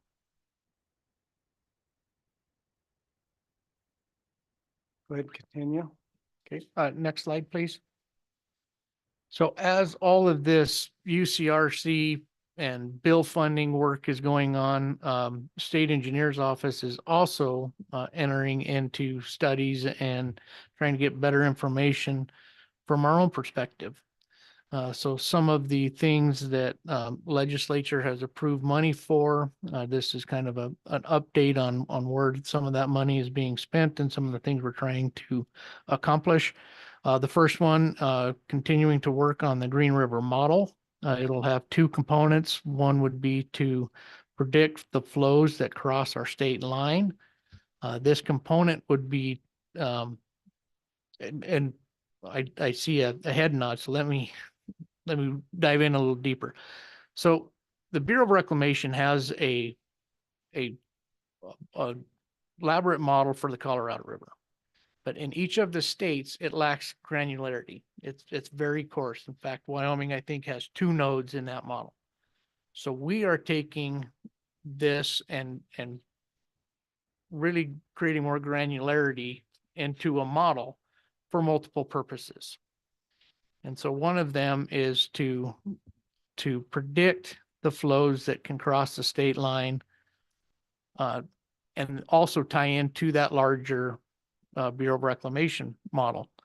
The other component that we're using this model for is to more from our internal operations is to help inform and assist with our water rights administration and management. So it's using the same platform that the Bureau of Reclamation does, but this is our model for our state. We'll define it the way we need it for the benefits that we need from it. The next project, another transit law study. This is a study in the Upper Green. And the Upper Green from Warren Bridge to Fontenelle, and as well as on the New Fork from New Fork Lake to Green River. Another project is the water availability impacts on consumptive use. We're seeking proposals to evaluate the impact that both Free River and Seconds have on consumptive use in the South Piney Creek drainage. We've also contracted with the University of Wyoming on a consumptive use study investigation. So really what we've asked them to do is to go out and summarize all of the studies that are out there that deal with consumptive use or try to estimate consumptive use and provide a summary so that we're not reinventing the wheel. That's something that the university is helping us with. The other thing that we're just getting ready to kick off is a basin-wide infrastructure inventory. If you've heard us complain much about anything, one of the things we complain about is we have about, I think we estimate 2,500 head gates in our portion of the Green River. We're using this to go out and try to identify those. What are those head gates? What are those diversions? Do they need measurement? Really trying to ground truth what is out there and try to verify as much as we can. I want to call myself out on the Upper Green River Transit Law Study and the water availability impacts on consumptive use study. We would have been under contract very soon on those. As we went through our consultant selection and RFP process, very late in the game, I identified an issue with the way we did it. So I pulled that RFP process, and we will be restarting that process. That was kind of an error on our part that I wanted to correct. So I felt it was right thing to do to restart the process and not do something that is outside the procurement policies.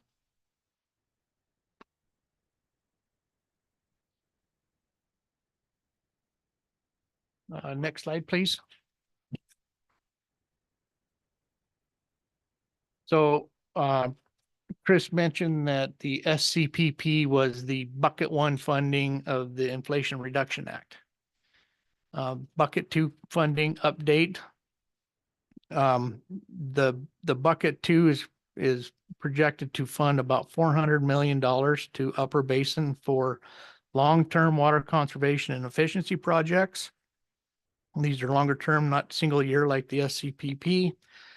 And there's also a subset of that $400 million that is dedicated to ecosystem and habitat restoration projects.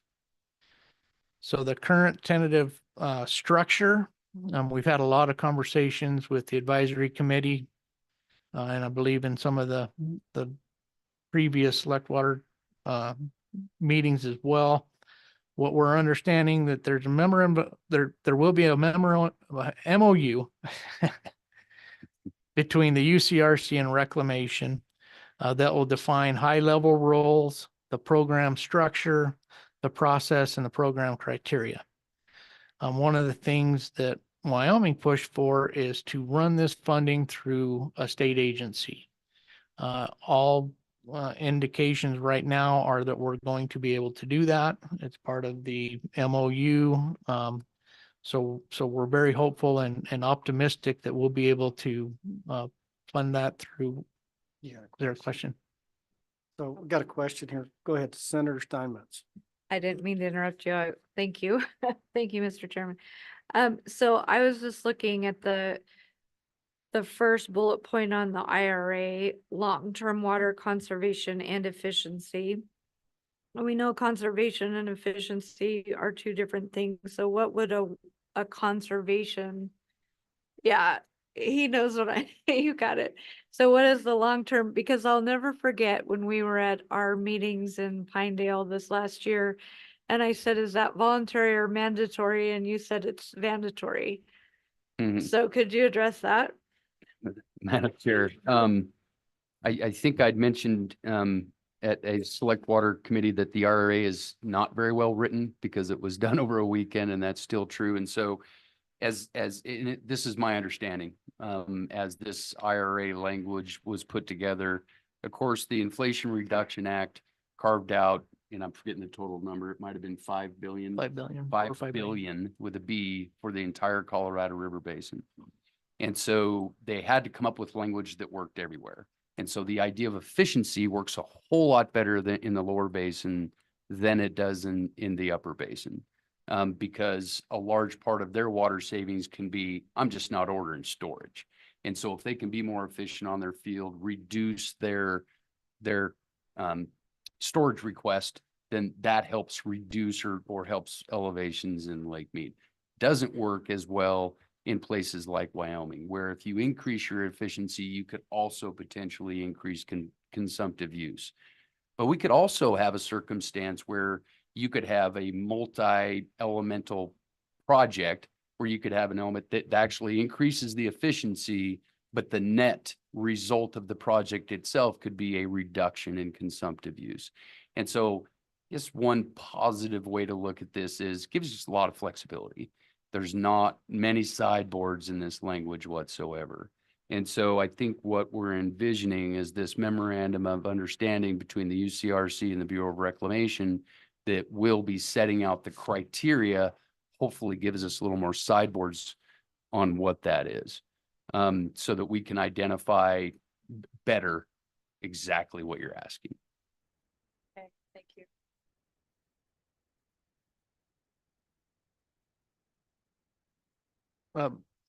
Mr. Chairman, as part of what we're going through as well, with this MOU, we're understanding that if a project were to be brought forward, that Reclamation will advertise for proposals. The proposals will then be submitted to the state and to Reclamation. And then the state has some say in which projects to forward on for further development to Reclamation. Reclamation will review for final approval.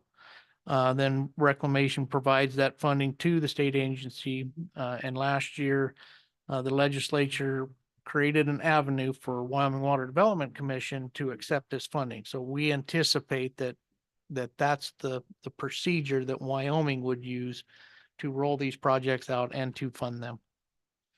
And then as part of that, each state will be responsible for the project contracting and the federal grant compliance. So that compliance will be a part of this funding that water development would have to make sure is met. So before we move on that, I want to capture something. And so Barry, this would be, and Jason, for you guys. So at our August meeting, we would need the commission to take a similar action as you took associated with the RCPP to give the office the complete authority to enter into the agreements and do that. So we need to capture that from the commission side. It'll be, you change the name from RCPP to this bucket 2 funding from BOR.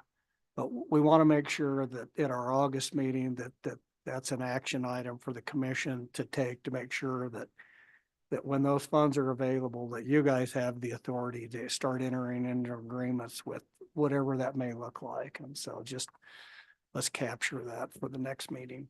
Thank you. Go ahead, Brendan. Thank you. And so one of the things that is still undefined is right now there's no fixed distribution between the states or project types for this. That's probably something that we'll continue to work towards to identify and define. We believe that there's will be the ability to match with other federal funds or state funds with this money. And then what we're understanding is the goal is to begin the implementation starting this summer of those projects and funding. So thank you. One other action item that I want to get out there for Water Development Commission and the Water Development Office associated with this. Because if you go back up to the language that Brendan's probably there on the IRA, it has ecosystem and habitat restoration projects. And so at this point in time, I think it would be, because those are eligible projects, but it's not something normally that the Water Development Agency deals with specifically. So you may want to have some discussions with maybe Bob Budd and the Wyoming Wildlife Natural Resource Trust Fund and maybe the Game and Fish Department. In other words, when these projects come open, and let's assume there's a certain amount of money that water development's going to administer for ecosystem and habitat restoration projects, we really need somebody in that business to review those applications and those projects on our side of the equation. And so it would probably be worth having a discussion earlier than knowing that there's part of that money is dedicated for those type of projects. What I would hate to see is a project that was submitted to our office here that wasn't well coordinated with, say, fish barrier removal or a diversion structure modification through the Wildlife Natural Resource Trust Fund or something that Game and Fish is. Because again, these funds could be utilized to leverage, but you'll be the ones that are administrating those funds.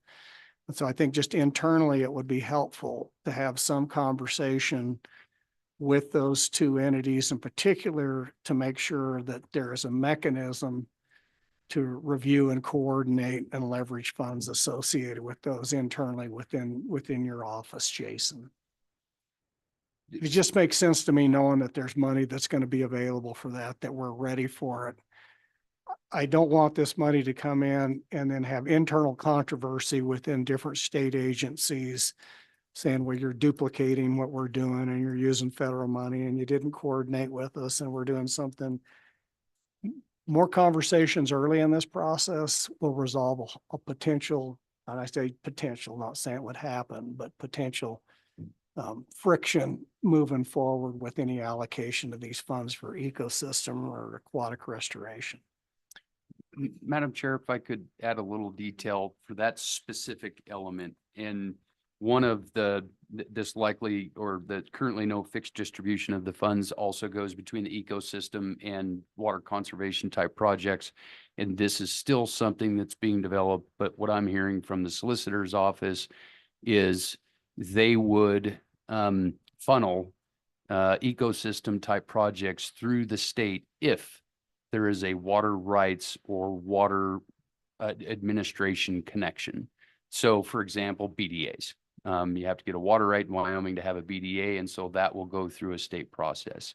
If there is an ecosystem or habitat restoration process, a project that doesn't have some kind of nexus with a Wyoming water right or water administration, I think they probably intend to keep a tranche of that money to themselves and run it themselves. So there could be some of those projects that won't come through the state. That's the potential. I know some of the basin-wide NGO groups have really advocated to keep a chunk of that out of state oversight. So that possibility is still out there. There is also a possibility that they keep a portion of that fund for tribal specific projects that don't run through a state. There's that potential as well. I just want to be prepared when it comes here that we maximize the ability to leverage those funds with other funds and coordinate to get stuff on the ground. So that's helpful information. But anyway, Jason, if you guys can probably start those discussions with Brandon's office, with those other two entities, just as an FYI to them, this is potentially coming down the pipe. We don't know all the rules yet. That's right.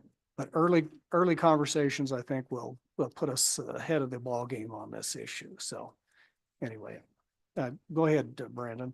Okay, thank you. Next slide, please. And I realize we're taking a lot Mr. of, Chairman. I'll try to hurry, and I apologize. There's a for question that. out there.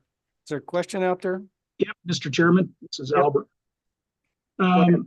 Brandon, the last point on your slide, on the previous slide, it said goal to begin implementation starting summer of 2024. Well, in much of the basin, it is starting the summer of 2024. It's not in Wyoming, obviously. But any idea at all when they'll pull the trigger on what they're going to fund and what they're not going to fund? So I'll take a stab at that, Mr. Speaker. So there's differing views and differing considerations and perhaps concerns in different parts of the upper division state. I think reclamation would have liked to have implemented already. I think we're closer to that camp perhaps. And so there's still some jockeying with regard to exactly how quickly we can get that put together. My understanding, and the reason it says so vaguely summer 2024 is because I couldn't get them pinned down any more than that. And so the hope is that we can get this MOU between the UCRC and the states or reclamation hammered out fairly quickly, but I will tell you, I still not have seen a draft. And the hope is once we can get that MOU hammered out, then they can start the RFP process as we're developing these separate agreements with the states. And so I know that at least the federal folks would like to get this implemented tomorrow. And so it's just a matter of how quickly can we get the states in reclamation to agree on things like the program structure and the project or the program criteria. But the hope would be sending out these advertisements for proposals by the June timeframe. And then, Mr. Chairman, a follow-up question on that is, over how many years do you have to spend this? In other words, can this be spread out over time? Just so more people will have access to the money, really? I mean, it's going to take a while for it to catch on, or for people to understand what the program even is. So what's the length of time this can be spent? So, Madam Chair and Mr. Speaker, under the Inflation Reduction Act, it has to be encumbered by the end of fiscal 2026.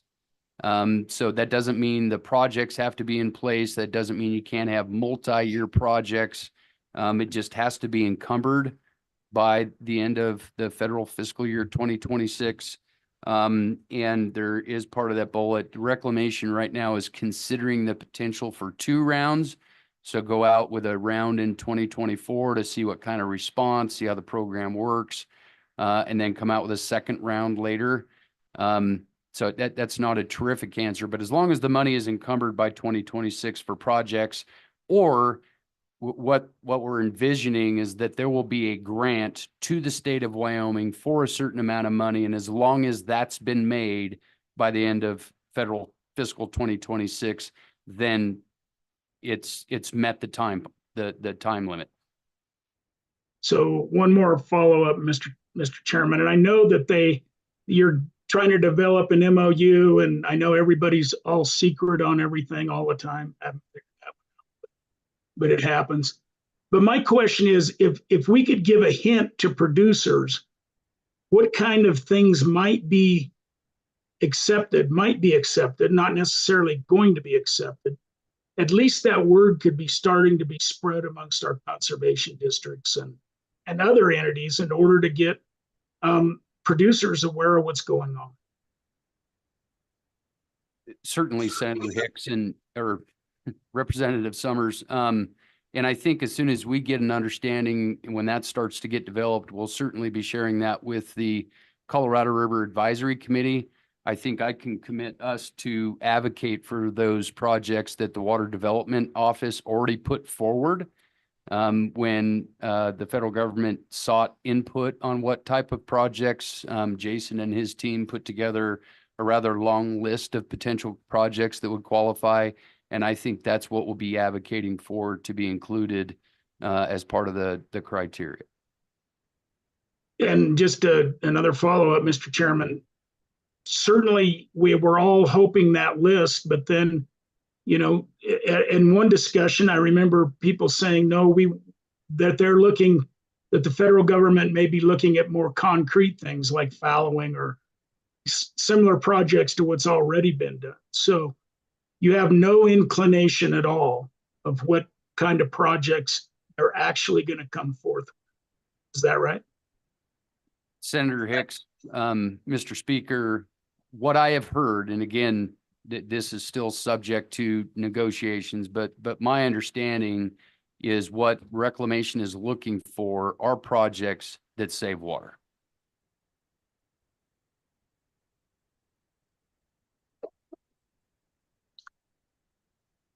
And Mr. Chairman, then obviously you'll have to define that, but we all have our own opinion on what saves water.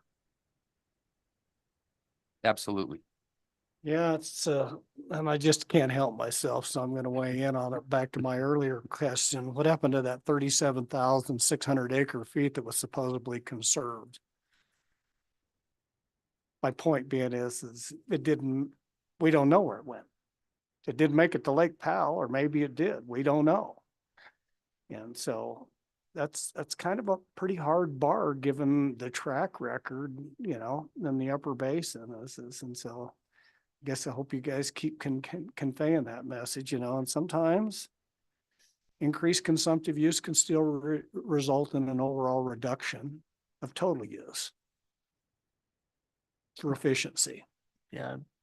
So on an individual field basis, we've had this discussion too. And I think that was part of our discussion. I don't know if you guys were here when we had Greg Kerr talking about water research, and a lot of it was driven towards validating some of this. I'm still concerned that given the level of funding that water development has through our CPP, most of those NRCS practice codes that we've also submitted to BOR are predicated on efficiencies, not only just irrigation efficiencies, but delivery efficiencies, conveyance efficiencies, and all of those other things that look at an overall reduction in total use, not just looking at the field. And so I hope BOR doesn't get lost back into the we, consumptive use on the field that doesn't ever make it past the next diversion structure. we have been and will continue to push hard. So. Thank you Yeah. for that. And Madam Chair, I know we are very long. I'll even ask, do you want us to continue through the presentation or catch up at the next meeting? Maybe we should catch up at the next meeting, but Senator Hicks is chairing this meeting because Oh, I I'm wasn't sorry. even supposed to be here, so I'll let him decide, but thank you.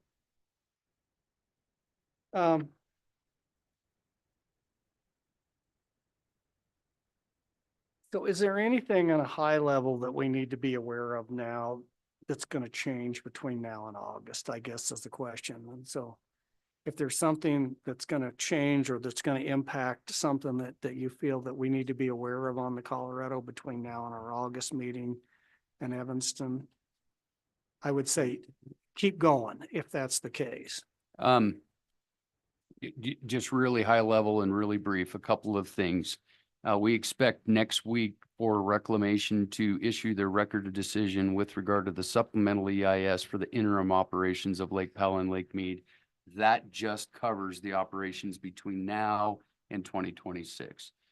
And that essentially, in a very summarized nutshell, the lower basin has agreed to save an additional 3 million acre feet between 2023 and 2026. And so that'll be coming out soon. So there'll probably be a lot of press with regard to that. Really, the big ticket item right now is still negotiation of the post 2026 operations of Lake Powell and Lake Mead. Both the upper basin and the lower basin submitted alternatives. That's what we were going to go through here. Nothing public should probably come out with regard to that, but just to give you a sense of where things are, Reclamation is currently modeling both of those alternatives, and that bigger river model that Brandon mentioned, working with both the upper division and the lower division to try to refine model assumptions and parameters and things of that nature.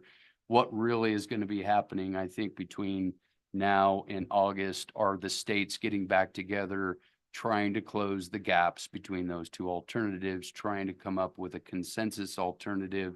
We expect that the draft EIS for this process to come out in December. So for this kind of a problem, we really don't have much time to close those gaps. So between now and August, that's really where Brandon is starting that process Monday. So that's really where the heavy lift is, and it's kind of behind the scenes between now and August. There is a UCRC meeting in Cheyenne in June because it's the 307th annual meeting of the Upper Colorado River Commission. So they decided we could have it in Wyoming because it's the 307. So if folks are interested in a UCRC meeting, we will also be piggybacking on top of, or the day after that meeting, a meeting with the Colorado River Advisory Committee. We're hoping that they can attend that. We can have our committee members there and meet with them. So that's in June. That's something that's happening between now and August. And of course, all of these studies and projects and all those things that are being implemented during that time. I do, but I don't have it in my brain. 16th, I think. Don't quote me, but I believe it's the 16th. I can probably find it quickly. Yeah. All right, committee, any more questions for these gentlemen on Colorado River issues? If not, I'm going to open it up for public comment. Any public comment on Colorado River issues? Going once, twice. Oh, come on up.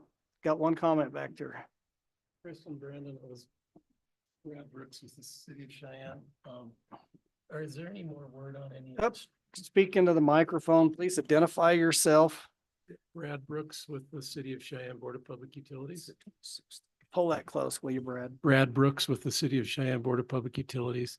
I serve on the advisory committee for Colorado River. Just wondering if there was any more update on any of the structural deficits they're determining in Lake Powell. Could you maybe give with the dam? Just issues. Structural deficiencies. Yeah, deficiencies. Thank you. Right. He confused me with the structural deficit. That's associated with Lake Mead, so I got confused. So, deficiency. right, so something that Reclamation has recently come out with and has published a report and actually some interim operating restrictions with regard to Glen Canyon Dam, which is the dam that impounds Lake Powell. The low-level river outlet tubes have some structural issues caused by past use through high flow experiments or flows that were released through those tubes. So what you have are the general penstocks that the regular releases go out through at elevation 3490 and about 3.5 million acre feet lower.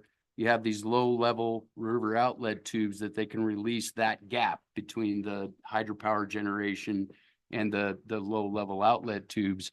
They've identified structural problems with those tubes. And so they have placed restrictions. Well, they will not operate for any length of time below elevation 3490, which simply puts restrictions on the ability to operate Glen Canyon Dam and access all of the storage that's in there. It just creates an additional problem for us. I believe Reclamation and Brandon went and saw or participated, I think at least somewhat in a demonstration of what those problems are. And I think Reclamation's engineers are working the problem. But as I understand it, they don't yet have a solution on how to fully access those those river outlet tubes. At least reliably.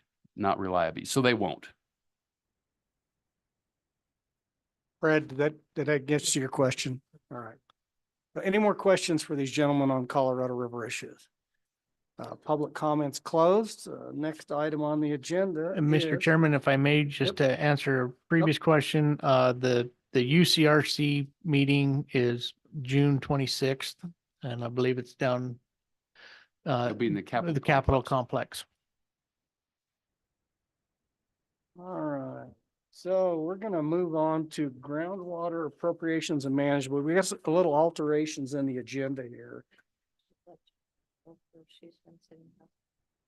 Yeah, and so it's really two issues that got combined into one there. So one of them was the discussion on clarification of existing state ownership of groundwater. We're going to move that to the second item on the list. And so Jennifer, if you could come on up and just give us an update where we're at with reviewing our water quality rules and regulations and some discussions as that process, what the agency is looking at for maybe what I would say substantial potential changes or alterations to any of those rules or regulations and how those reflect any ongoing federal mandates or directives. Certainly. And first, thank you, Madam Chair, Senator Hicks, members of the committee for having me here today. Very pleased to have the opportunity to talk to you about Chapter 1 Water Quality Standards. For those of you who don't know me, I'm Jennifer Zigmund. I am the Water Quality Administrator for the Wyoming Department of Environmental Quality.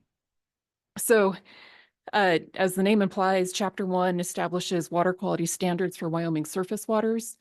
So that includes the streams, rivers, lakes, reservoirs, and wetlands that we have in Wyoming. And our standards apply everywhere except on the Wind River Reservation. Simply put, the standards establish the quality that our surface waters need to achieve to support their uses. And these uses include things like drinking water use, fisheries, irrigation, livestock use, and industrial use. Chapter 1 is definitely one of our foundational rules, and revising it is a big undertaking. So I have a lot of information for you. If I need to make it a higher level, I'm happy to do that. It is a very complex rule. And while the standards have many applications, one of the primary applications of those standards is to derive effluent limits that we put into our point source discharge permits through our WIPDES program. So Jennifer, yeah. just give us a real quick. Sure. Why are we redoing the rules now and what's driving that Sure. part of the process? Yeah, so we are reviewing, let me adjust this. I'm sure I'm quite speaking into it. So what we are doing right now is what's called a triennial review. The Federal Clean Water Act requires states to update their water quality standards every 3 years. The last triennial review that we did was in 2013. EPA acted in 2016, and we started this triennial review process in 2018. So we have been working on it for several years. Now, I know you're all doing some simple math, and yes, triennial reviews take much longer than 3 years, and that's normal. It's just the nature of our rulemaking process and the importance of understanding the implications when we're updating these standards. So as part of the federal requirement to update the rules, and as if you've taken a look at the rule that we're proposing, the revisions are pretty extensive, and I can provide a summary of what we are doing with those revisions. First and foremost, we have done a lot of edits to improve clarity, concision, and consistency with federal and state regulations and laws. So a lot of what we have done is simply reorganization, removing redundancies, providing clarity, and updating language to be consistent with our current rulemaking practices and making sure we are in alignment with state and federal requirements. Madam Chair, Senator Hicks, that's a basic overview. If you'd like me to continue, I'd be happy to do so. No, I just need the people understand why you're doing this. Sure. It's a guideline following federal policy. So Yes, Go ahead. absolutely. go ahead, Senator Steinmetz. Thank you, Mr. Chairman. Thank you for being with us, Jennifer. And I was wondering, so is it is a directive to review only, or is it a directive to actually make an update and make changes? The directive is that we need to review our water quality standards every 3 years. Typically, there are reasons to make updates based on any changing state requirements or federal requirements. But the directive per the Clean Water Act, I believe, is to review the water quality standards and then make updates as needed. Okay, thank you. You're welcome. Continue. Okay. So again, the release of the proposed revisions, we have been working on for quite some time. And this has followed an extensive development, scoping, and outreach process. We began with an initial scoping period in 2018, where we took verbal and written comments. In 2021, we had a stakeholder process that was facilitated by the University of Wyoming, in which we brought in about 30 different organizations, including industry, agricultural associations, nonprofit organizations, and partner state and local agencies to help inform the rule. We have had detailed feedback from our Attorney General's office. It's standard practice for them to review the rules as part of our rulemaking procedures. They approve as to form. They make sure our rules are readable and understandable. And most importantly, they make sure that we are complying with state and federal regulations. We've had an extensive internal review, as you can imagine, and we did offer EPA an opportunity to review a preliminary draft because the EPA has to approve our standards in order for them to be effective for Clean Water Act implementation programs. EPA does have an approval step of the revised standards. So the proposed revisions incorporate feedback that we heard from all of those steps, and we certainly appreciate all of the people who contributed their time and expertise to participate in that process. We heard very valuable feedback, particularly from the stakeholder group who advised us, and we have incorporated their feedback into the rules revisions. So circling back to a little bit more information about what we've done with the rule. And again, if you look at the rule, it's nearly a complete rewrite. We don't have a strike and underline version because we basically started from scratch. But again, a lot of those edits are reorganization, cleaning up redundancies, making sure we're using consistent terminology, accurate terminology, grouping related topics in similar sections. So I think we've done a lot of good cleanup that will make the rule more understandable to the public and our customers and more intuitive. So that is a lot of what you will see with the revisions. A number of the revisions that we made were also to provide more flexibility to the regulated community where we could, while still making sure we are meeting state and federal requirements. Just a few examples of where we've done that include making it easier to modify some of our designated uses, limiting the situations where a high-quality water anti-degradation review will be required, and allowing site-specific modifications to water quality criteria to be made based on economic considerations. So again, as we look through the rule, there were some things that we had some wiggle room on in order to provide more flexibility within the rule while still being in line with what the Clean Water Act requires, what the Wyoming Environmental Quality Act requires. One of the most notable changes, if you're familiar with our standards that you'll see in the revised rule, is that we have a system where we assign designated uses to water bodies. And again, designated uses are things like drinking water use, supporting fisheries, industrial use, agricultural use, recreation use. And historically, we've had what I would call a bundled classification system, where we had different classifications, class 1, 2, 3, and 4. And within those classifications, we might have subcategories. Class 2AB, for example, meant basically a perennial river protected for drinking water and fisheries. What we've done is we've removed that bundled classification system, and instead we will be assigning individual designated uses to water bodies. What this does is gives us greater flexibility over time to make sure we're putting the right designated uses on the right water body. So if a river needs to be protected for both drinking water and fisheries, we can do that. If it only needs to be protected for fisheries, we can do that without also having to lump in the drinking water use. Senator. So a question on that. So let's talk about that designating, because it's going to come down to stream segments in many cases. And so how do you ground truth those? So you've got let's say a 2A cold water fisheries at some point in time is going to translate into a warm water fisheries, which may have different anti-degradation standards associated with thermal impacts. So how do you ground truth where that happens? And then what's the appeals process to say, well, no, you got it wrong. So walk us through, because that's a real life scenario that's most likely going to happen. Before we just did these, lumped all of these in there. And now we're going to actually have to parse these out by stream section as you see different transitions of beneficial uses associated with those. So how will that work, Jennifer? Yeah, Madam Chair, Senator Hicks, that is a great question. And what we are doing with this rule revision, I think will give us more flexibility to do exactly what you described. Meaning the designated uses that we have assigned to our water bodies right now is based on information that we had in the past from, say, Game and Fish about where fisheries occur. Or assuming if there's a fisheries use, then there would also be a potential drinking water use there. So both uses were assigned. Hence, they were kind of lumped together in this class 2 bin. What will happen with the rule, again, and I'll take a minute here to answer your question, but we'll remove that bundled classification system. We'll use a shorthand code to assign these designated uses to individual water bodies. What will not change with the rule is that no applicable designated uses right now will change with the rule revision. What we can do over time, though, is as we ground truth and find that this stream segment doesn't in fact support fisheries, then we would do what's called a use attainability analysis, which is basically a scientific study that outlines, here's the conditions of the water body. It does not support this use. And we would do that through a rulemaking change.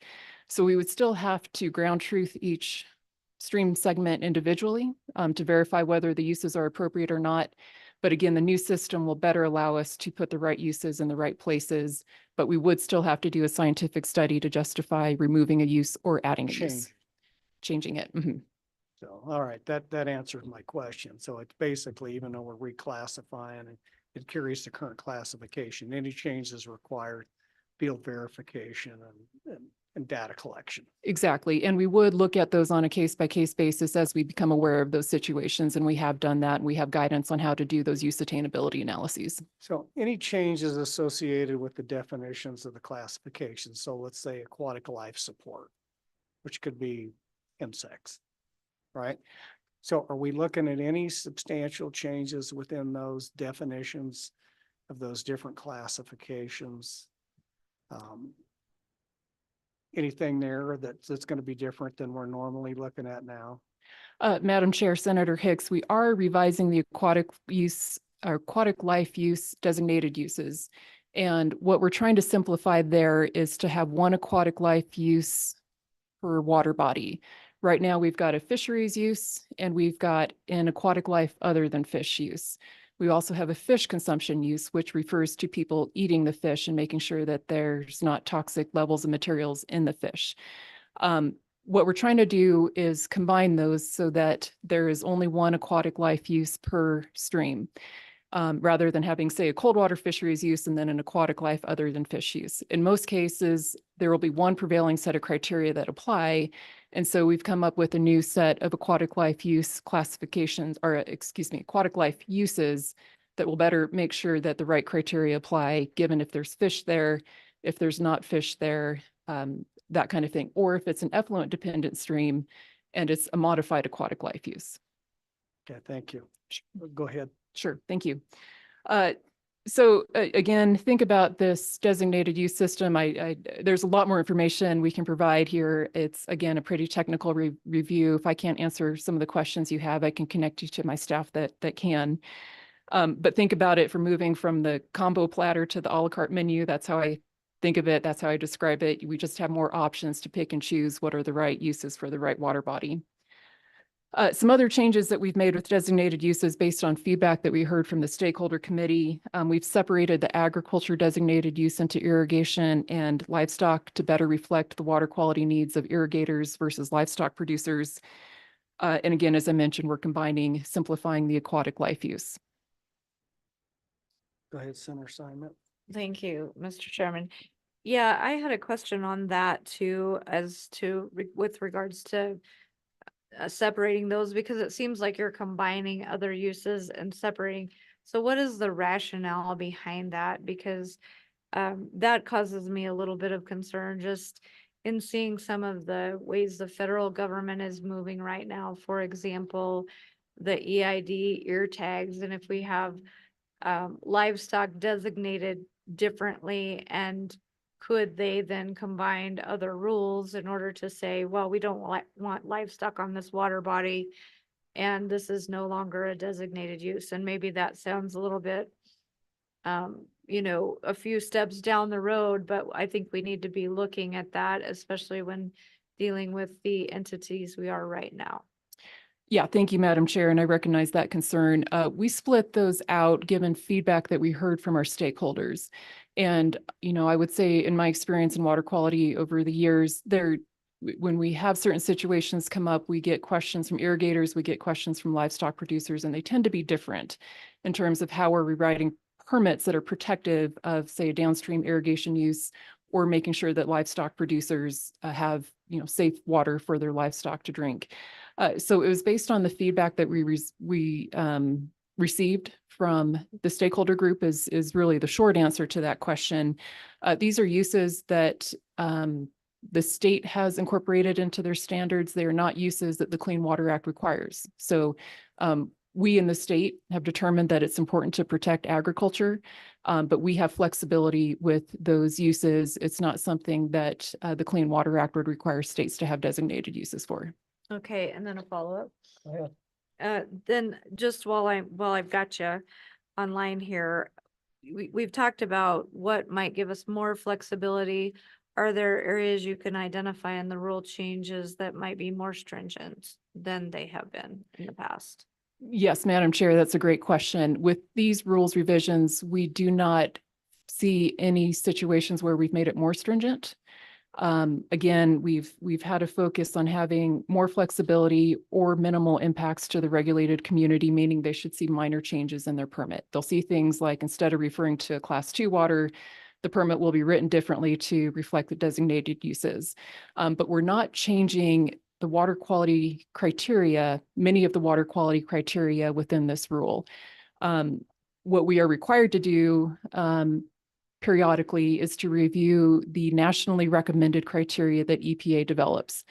It's the state's job to review those criteria and determine if they're going to incorporate them into the standards or not.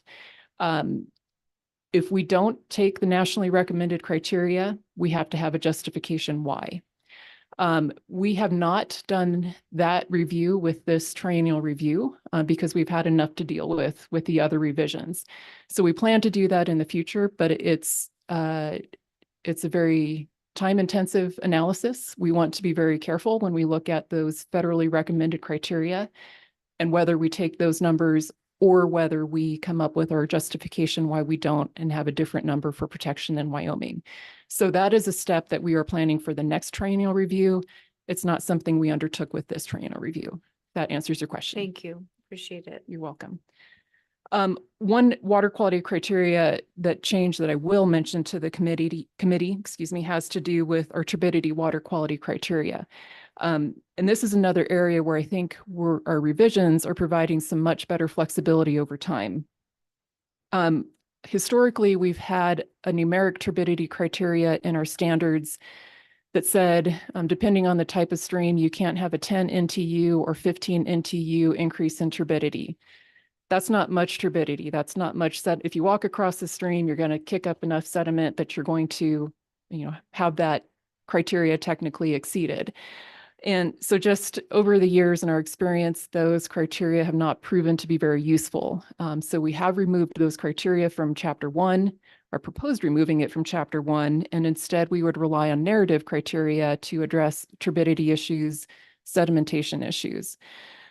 And as an example, we've been working extensively with partners on the Willwood Dam outside of Cody and Powell.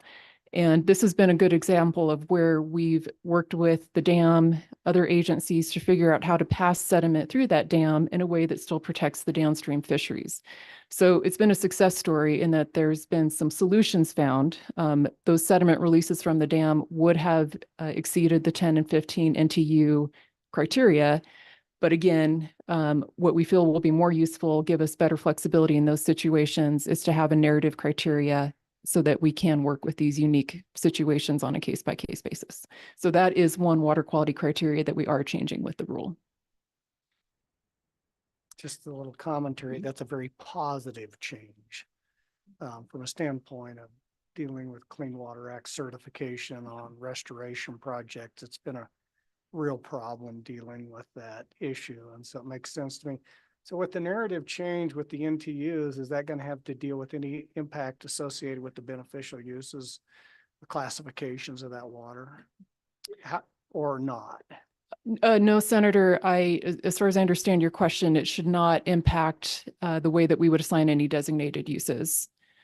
So how do you see that that's going to affect clean water, or the permitting associated with any actions, 404 related issues that have to go before DEQ? Obviously, NTUs has been one that I've dealt with in my career that's been a problematic one associated with those certifications. Thank you, Senator. I think I better understand your question. As far as the 404 permits and our 401 certifications of those permits, the 10 and the 15 NTU, I don't think will affect what we recommend. It's in terms of conditions within, say, a 401 certification. The purpose of the 401 certification is to make sure measures are being incorporated to meet our standards. Can't recall a case where within a 401 we use the 10 or 15 NTU criteria, although technically somebody could have said we should have been doing that.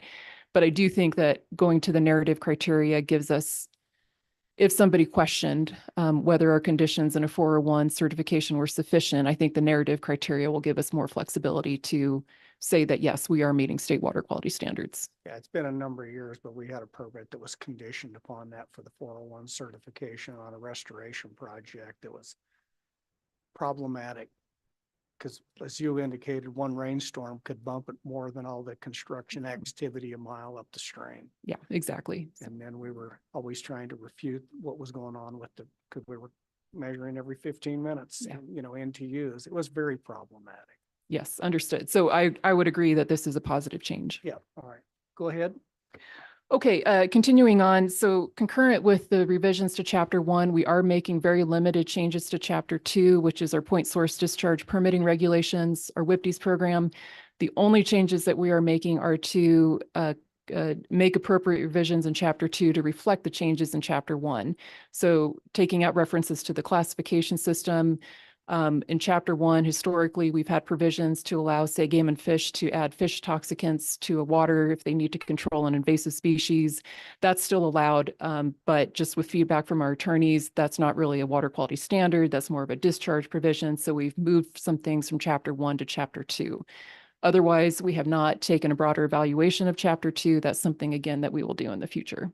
So question on that, can you tell us who the stakeholder groups that were involved or industry sectors associated with your Chapter 2 revisions? Madam Chair, Senator Hicks, I just want to clarify. So the stakeholder group that we had was for chapter 1 is Did not do it. So no, because again, chapter 2 right now was only kind of precision changes to make sure that it's in line with chapter 1. So we've not done a broader evaluation of chapter 2 and we've not had a stakeholder group for that yet. and no plan to do that, or? I think when we open up chapter 2, we will need to have a very thorough scoping and outreach process as well. As I think you know, it's been a long time since we've updated that rule because of the impacts to many sectors across the state. I can't say exactly what that scoping outreach process would be, but I would be inclined to make sure we have a very thorough process. Yeah, I think it'd be a very broad stakeholder group from Yeah. oil and gas to municipal to every manufacturing. Anyway. Yeah. Okay, thank you for that clarification. Sure. So I wanted to touch on a couple things that may be of interest to this committee and the state engineer's office and the water development office. And this really has more to do with what the proposed revisions do not do. First, there are no changes to respective agency authority for water quality versus quantity. The rule complies with the Clean Water Act, Section 101G, which makes it clear that the Clean Water Act cannot impair a state's authority to allocate water quantity. We've got 2 statutes in the Environmental Quality Act, 3511, 1104. Nothing in this act limits or interferes with the jurisdiction, duties, or authority of the state engineer, State Board of Control, other listed agencies. And then 3511, 302C, nothing in this act shall be construed to supersede or abrogate any valid water right. And then, a process for us that if we had a hydrologic modification that prevented attainment of the standards, there's a process that we would follow to develop site-specific criteria. So the rule complies with all of those provisions, no changes to water quality, quantity, authority. We made minor revisions to provisions regarding our interaction with the state engineers and making recommendations on new diversions. Previously, there was just kind of a general statement that DEQ would make recommendations to the state engineer on new diversions. We've just clarified that to say that we will provide those recommendations at the request of the state engineer. So that's an example of some of the cleanup clarification that we've done, making sure it's clear who's doing what. Secondly, there are no changes to existing dams or the ability to develop new dams in the state or modify existing dams. Chapter 1 currently requires that for Class 1 waters, which are the state's outstanding aquatic resource waters, and that Class 1 designation will go away and we'll call them outstanding aquatic resource waters, that no further water quality degradation from point sources other than dams will be allowed. That same provision is still in the proposed rule. It's just reworded, but the same purpose is there, that dams are exempt from the provision that we can't allow new discharges, additional pollutant loading to a water body. We did add some clarification that if there was a dam proposed on an outstanding aquatic water, we would work with the proponent to address water quality impacts to the extent practicable. But again, nothing would prevent the development of a new dam or modification of existing dams. So that's an overview, a very, very high level overview of what we're doing with the rule. I could talk for a long time on the revisions. We have extensive material posted on our website. Particularly, we've got guidance documents that walk people through the proposed revisions and why we made them. We also did an informational webinar on April 30th and recorded that. In that, my staff walked through in detail what the revisions are about. I would encourage those 2 resources for people who are interested in more information. To wrap up, I'll talk about our rulemaking process briefly and where we're at in that process. So again, we start with scoping and outreach and drafting the revised rule. That's what we have done. And after that step, it's my duty to consult with the Water and Waste Advisory Board. So we released the draft rule for public notice on April 11th in association with the advisory board's next meeting on June 13th in Casper. At that meeting, we'll present the rule to them. And the public comment will be open for about 60 days through the WABN meeting on June 13th. We are accepting comments, and we can accept comments in writing, either by hard copy letter or through our electronic comment portal. Or people can provide verbal comments at the advisory board meeting, and people can attend that in person or via Zoom. I do anticipate that we will have at least 2 meetings with the Water and Waste Advisory Board to give them the opportunity to fully consult with us on the rule. And there will be a public notice with each advisory board meeting, so there will be more opportunity for public comment. And after we consult with the WAB, then it would be my recommendation to the director to proceed with formal rulemaking. At that point, we take it to the Environmental Quality Council. There is another public notice associated with the EQC hearing. So again, there's many more opportunities for public comment coming soon. And the EQC would promulgate the rule if they decide to approve it. And after that, it proceeds to the Legislative Management Council and the governor. And then, as I mentioned, EPA does have an approval step here under the Clean Water Act. So main point, we are still fairly early in the rulemaking process. Again, I think my staff have done an incredible job with the revised rule. I think it is a much better product, and we hope that it's more intuitive and useful to our customers, but we are looking forward to feedback. I'm sure we're going to get a lot of comments, and we look forward to seeing what people think and what additional improvements we can make. Again, more information is on our website, and I'm available for questions and to connect people with my staff who can answer technical questions. So, Madam Chair, with that, I will conclude my remarks, but I'm happy to answer further questions. Senator Culp. Thank you, Mr. Chairman. Just I guess your opinion on an overview on the most problematic parts of the changes you took 6 years to make for a 3-year reevaluation. Just what is your position on what you see are our future challenges because of these changes? Could you help me out to understand those things? Thank you, Mr. Chairman. Madam Chair, Senator Kolb, that's a good question. I think probably the biggest challenge is just the scope of the revisions that we have made and making sure that we're working with the public and our customers to help them understand the changes that we've made. Again, it is nearly a complete rewrite, but again, most of that's reorganization, cleanup, et cetera. So I think that is the biggest challenge, is helping people understand what we have changed and why we made those changes. And again, we've put together some pretty extensive guidance documents on our website to help walk people through kind of line item, section by section to help them understand what we've done. So I think our continued goal here is to make sure we're thoroughly evaluating public comments, making sure we're getting the information out there and answering questions and providing technical assistance as we can.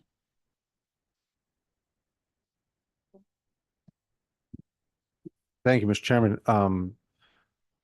Thank you for being here. Appreciate the information. And just as an opinion, just curiously, and I'm sure there's people listening in your opinion, do you believe that the changes to these rules are going to make business in Wyoming easier to do or less easy to do? Because there's a lot of folks out there that are concerned about anytime the federal government starts saying you need to go reevaluate your rules, immediately people's hair starts to stand up, say, okay, now business just got harder. And we've got a state agency that's going to be required to make our lives more difficult. Are you making it more difficult or easier based on what your opportunity here to do for business in Wyoming? Madam Chair, thank you for the question. My answer is I think we're making it easier. Again, I have a longer list that I didn't bring with me today of examples where we are providing more flexibility. And with the cleanup that we've done, and again, just taking our time to reevaluate what's in our rule, what do the federal requirements, what does the federal regulations require? Where are we missing the mark? Where can we make things more flexible and still comply with federal requirements, state requirements, make sure we're protecting water quality? But I do think we did a good job finding many areas, such as the turbidity criteria, where we can provide some more resources to work with the regulated community. So I think overall, the rule makes things easier. As I described before, well, let me back up. We are not afraid to push back on EPA. EPA does have an approval role here. If they disagree with some of our standards, it won't be the first time that we've had negotiations with them to evaluate those issues and push back where we think that our decisions are better for Wyoming. So it's not unexpected if we make revisions to the standards and EPA may come back to say that, well, we think you should do this. We're committed to having those conversations, making sure we are meeting the federal requirements, but making the most appropriate decisions that we can for Wyoming. Does that help answer your question?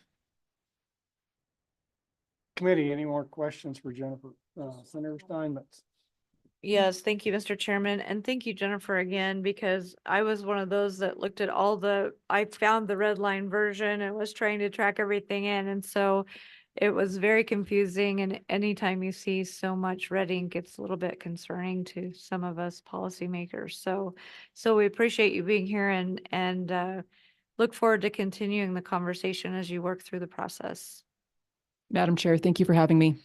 Committee, anybody in online have any questions for Jennifer? All right, no questions. I'm going to open it up for public comment. On this section dealing with the DEQ's water quality rules. No takers, public comment closed. All right. The next and last item on the list is the discussion of Senate File 81, clarification of existing state ownership of groundwater. David, if you would come on up. I'm just going to give you a little bit of background on this. This was a bill that we had actually looked at a number of times with Select Water over the last, I want to say, 4 years. In 2022, there was a number of the members of the Select Water Committee. By the time we got the memo that David's going to walk through and looked at what, if anything, that we wanted to do, Select Water Committee had their last meeting. So a number of the members of the committee sponsored as an individual bill. It did pass the Senate, I believe, on I don't have the digest, but it was a 29-1 or 28-2 vote. I went over to the House. There was some discussions that came up associated with some misconceptions of how Wyoming water law works, based on that we follow the riparian doctrine, and this was actually a takings of private property right. So that's the background on the bill, but I want to tell you the rationale for the bill is, and so when you go into the Constitution under Article 8, Section 1, right off the bat, it states water is the state's property, and there's a number of Supreme Court rulings associated with the difference between prior appropriation doctrine.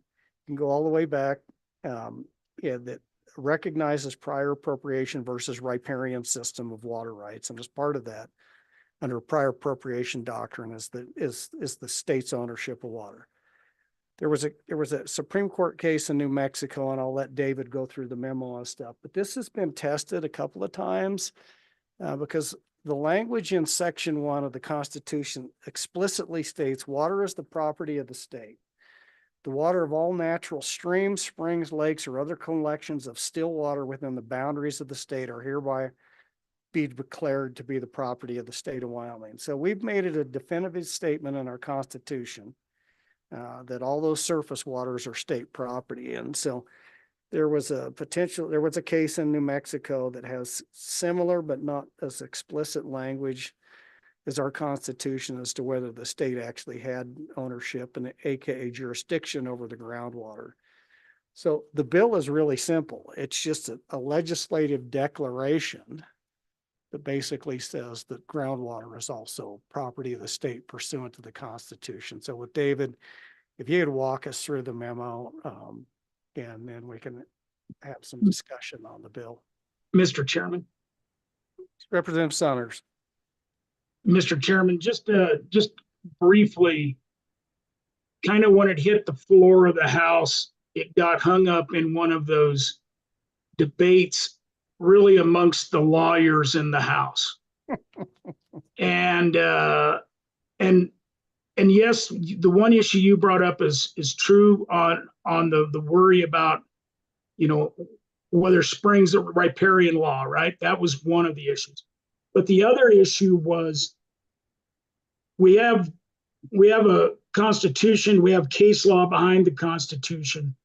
The courts are just going to go ahead and do what they think the Constitution says in the case law, and that maybe this law would in fact not do a heck of a lot to clarify anything. So I think you're right. There were two pieces that got debated. One, it's the Constitution. Courts have looked at that. They've opined on that. This is not going to change it. The other one was confusion on the riparian. That was my recollection. Yeah, and I'm going to provide a little editorial here for my my law degree, which I don't have, but I'm going to practice a little bit of law here. Just based on history, courts do look at things like state laws and legislative declarations and intent to provide guidance in making those determinations. And again, that was really the very purpose of that, is if we end up in litigation and somebody decides that the state may not have ownership, that the legislature has made a clear declaration that it is property of the state. And I do think courts look at that.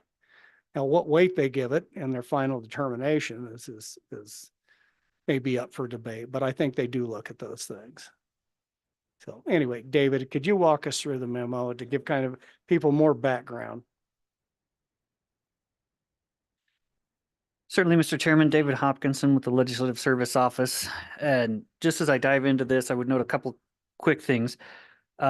This memo is dated January 30th, 2022, dealing with kind of the question of having a constitutional amendment to clarify that the underground water belongs to the state of Wyoming.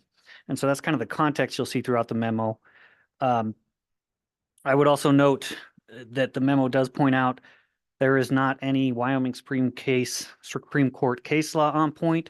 And since this memo was written, that has not changed. There still is not a directly applicable Wyoming Supreme Court case to address this question of whether or not underground water belongs to the state of Wyoming. As the memo points out, on the first page is just kind of some background on constitutional issues, tenets of statutory construction and constitutional construction. And it highlights that if underground water is already the property of the state under the existing constitutional language, and the legislature were to pass a constitutional amendment trying to clarify that, it could complicate the analysis by inferring through its constitutional amendment that the state previously did not own the water. And that's just one potential concern with the constitutional amendment, which is not what the bill is addressing, but that's what the memo was addressing. Moving on then to page 2. Under the current ownership of underground water. And the memo highlights a few things there. It highlights, first of all, 3 sections of the Wyoming Constitution. I'm going to go ahead and read them because those are directly applicable to what we're talking about. Article 1, Section 31, water being essential to industrial prosperity of limited amount and easy of diversion from its natural channels, its control must be in the state, which, in providing for its use, shall equally guard all the various interests involved. Article 8, Section 1 provides, and this is kind of one of the main sections that the memo addresses, the water of all natural streams, springs, lakes, or other collections of still water within the boundaries of the state are hereby declared to be the property of the state. And that leads to one of the primary questions. Does Article 8, Section 1 apply to underground water? And kind of a summarized version of the memo is the research would suggest that that likely does. The memo does not reach a conclusion that it does or doesn't, but it does suggest that yes, that it would apply, or that provision does apply to underground water. Article 8, Section 3, priority of appropriation for beneficial use shall give the better right. No appropriation shall be denied except when such denial is demanded by the public interest. Memo highlights that when we're construing the constitutional provisions, that the Wyoming Supreme Court follows that same methodology and rules used in statutory construction, and the primary consideration is the intent of the drafters as expressed through the plain and unambiguous language of the provision. These constitutional provisions have not changed since the formation of the state, and the way in which the state has managed underground water over the years has evolved as water uses become more prevalent. The state did not enact its first underground water laws until 1945, but by 1957, it had enacted what are still fundamentally the same groundwater laws in effect today. And so where we're regulating in statute, those statutes have been in effect since 1957. At the time of the enactment of those laws, there were some articles written questioning their constitutionality based on whether the laws amounted to an unconstitutional government taking without just compensation. Since that time, there have been other articles written on the question of the current status of groundwater ownership in Wyoming with a more favorable or neutral view in terms of whether the current groundwater statutes are or are not constitutional.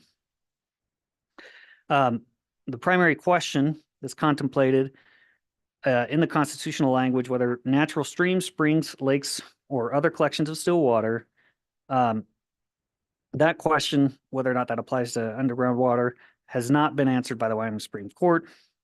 There are two cases that kind of tangentially address the issue. The first, Hunt v. City of Laramie, dealt with an issue of underground percolating waters. That case looked specifically at whether artificially developed waters were considered natural waters. The court held that the state could only regulate natural streams, springs, lakes, or other collections of still water, and because the percolating waters had been artificially developed, they were not natural waters and therefore could not be regulated by the state. A court could potentially use the findings of that case to determine that all underground water is artificially developed, meaning that an individual needs a pump or other mechanism to access it. But there is a strong counterargument that a pump simply taps into an underground reservoir of water and does not constitute artificially developing the water, but rather simply accessing the water as would be done with any other diversion structure. I'm on page 4 of the memo. That Hunt case has been cited as case law that presents a determining precedent that Wyoming follows the common law riparian rights doctrine. However, a court could take a much narrower view of that case based on that unique fact pattern presented and the fact that the court relied on a determination of natural and not on a determination of whether the Constitution contemplates groundwater to come to its conclusion makes the case less relevant potentially to the issues presented. The second case, Benning v. Miller, looked at the issues of waste and seepage water. The court there held that waste and seepage water that never makes it back to a natural stream is not natural water and therefore not under the jurisdiction of the state of Wyoming and its constitutional provisions. While seepage water could and likely does inch into the realm of underground water, it is distinct from reservoirs of underground water that lay deep beneath the surface. Rather, the case was referring to seepage water on the surface and regulated through the Wyoming surface water laws and not as underground water. The Wyoming Supreme Court focused on the meaning of natural and not on whether groundwater or seepage water as a category was contemplated within the meaning of water within the Constitution. So there are some important distinctions to both those cases that could suggest that they weren't interpreting the Constitution to indicate that the state did not own or could regulate the underground water. Next, there is that, as Senator Hicks mentioned, a New Mexico Supreme Court case that more specifically addresses this very particular issue, although the specific language of the New Mexico Constitution is slightly different. It provides the unappropriated water of every natural stream, perennial or torrential within the state of New Mexico is hereby declared to belong to the public. And then they have a 1927 law that provides that all waters in this state found in underground streams, channels, artesian basins, reservoirs, or lakes, the boundaries of which may be reasonably ascertained by scientific investigations or surface indications, are hereby declared to be public waters and to belong to the public and subject to appropriation for beneficial uses under the existing laws of this state relating to appropriation and beneficial use of waters from surface streams. The Supreme Court case is Yeo v. Tweedy, and the New Mexico Supreme Court examined whether groundwater users in New Mexico prior to the enactment of the 1927 law had existing vested water rights based on the doctrine of riparian water rights. That doctrine provides that an owner of the land had absolute ownership and dominion over underlying waters. He can capture and has the right to the reasonable use of such waters. If the New Mexico Supreme Court found that the state had not already owned the water under its constitution, that 1927 law enacted would have created an unconstitutional taking. The plaintiffs in that case did argue that the 1927 law was unconstitutional and violating the U.S. Constitution as a government taking. But the New Mexico Supreme Court focused its analysis on whether the state of New Mexico had always owned underground waters under their constitution. with the rationale being that the state could not take something through the enactment of its groundwater law that it already owned.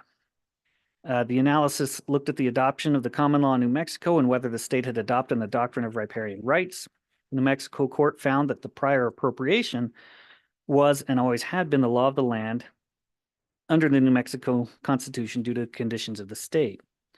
Riparian rights and prior appropriation are so directly opposed to each other that they could not have both existed. And the fact that underground water regulations had never been explicitly stated in statute, or that the state had not previously exercised control over its underground waters, was not because the law was unclear, but because the need had not arisen. Any misinterpretation of the law prior to the decision of the court could not be remedied by the court. Rather, the legislature and courts act upon situations as they come to require legislative action or controversies requiring decisions. The New Mexico court found that recognizing prior appropriations as having the superior right was necessary to protect against the reduction of all rights through the overuse, even if reasonable, of groundwater in the state. The court found groundwater to be a natural public resource, and the doctrine of prior appropriation is necessary to utilize and conserve water in the state of New Mexico.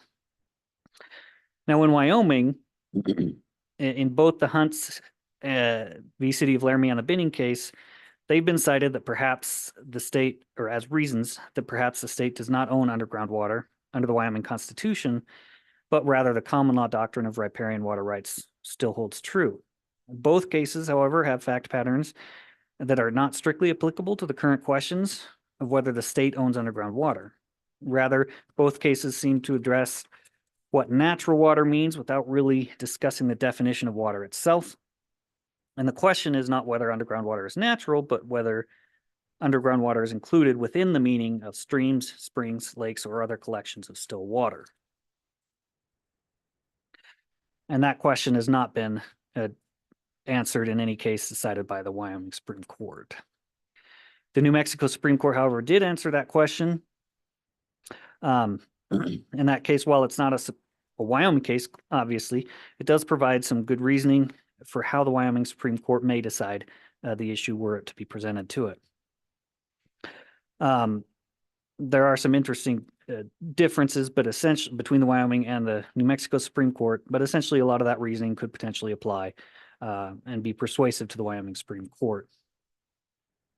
And in particular, the rationale used by the New Mexico Supreme Court with respect to the adoption of prior appropriation would hold true or could potentially hold true in Wyoming, as the doctrine of prior appropriation has existed in Wyoming since the state's founding. Finally, moving on to page 7, and that kind of just addresses potential concerns with doing a constitutional amendment versus just a statutory amendment, so I won't go too much into that.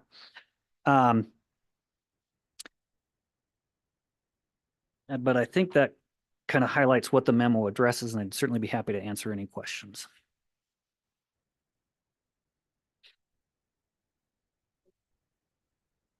Senator Cole. Thank you, Mr. Chairman. Yeah, David, I find it kind of curious, and I'll ask you a couple questions. I didn't sleep at Holiday Inn last night, nor do I have a degree in being an attorney. Article 8, Section 1. They knew of underground water back when they had written this, and they knew it existed. So it would seem logical to me that the argument could be made that they could have easily inserted the word surface if they were trying to explicitly exclude that during the writing of this. So by them not putting surface in, it would seem logically obvious that they meant to include subsurface water and all still water, because they could have easily just said surface water and took away the question we're talking about, and they didn't. So why would, I mean, obviously this would be decided in a court of law by folks with degrees on the walls and many years of learned experience. I guess, what do you think of that? I mean, I see it as we do have control because it doesn't say surface. It doesn't say surface when they knew it could have said surface. And by that train of thought, it would be included. And I mean, what, I guess, what's your opinion on Article 8, Section 1? Mr. Chairman, Chairman. Senator Cole, I think you make a very good point there. That is addressed in the memo, and I kind of skimmed over that portion of it. But yes, they could absolutely have made it more narrow.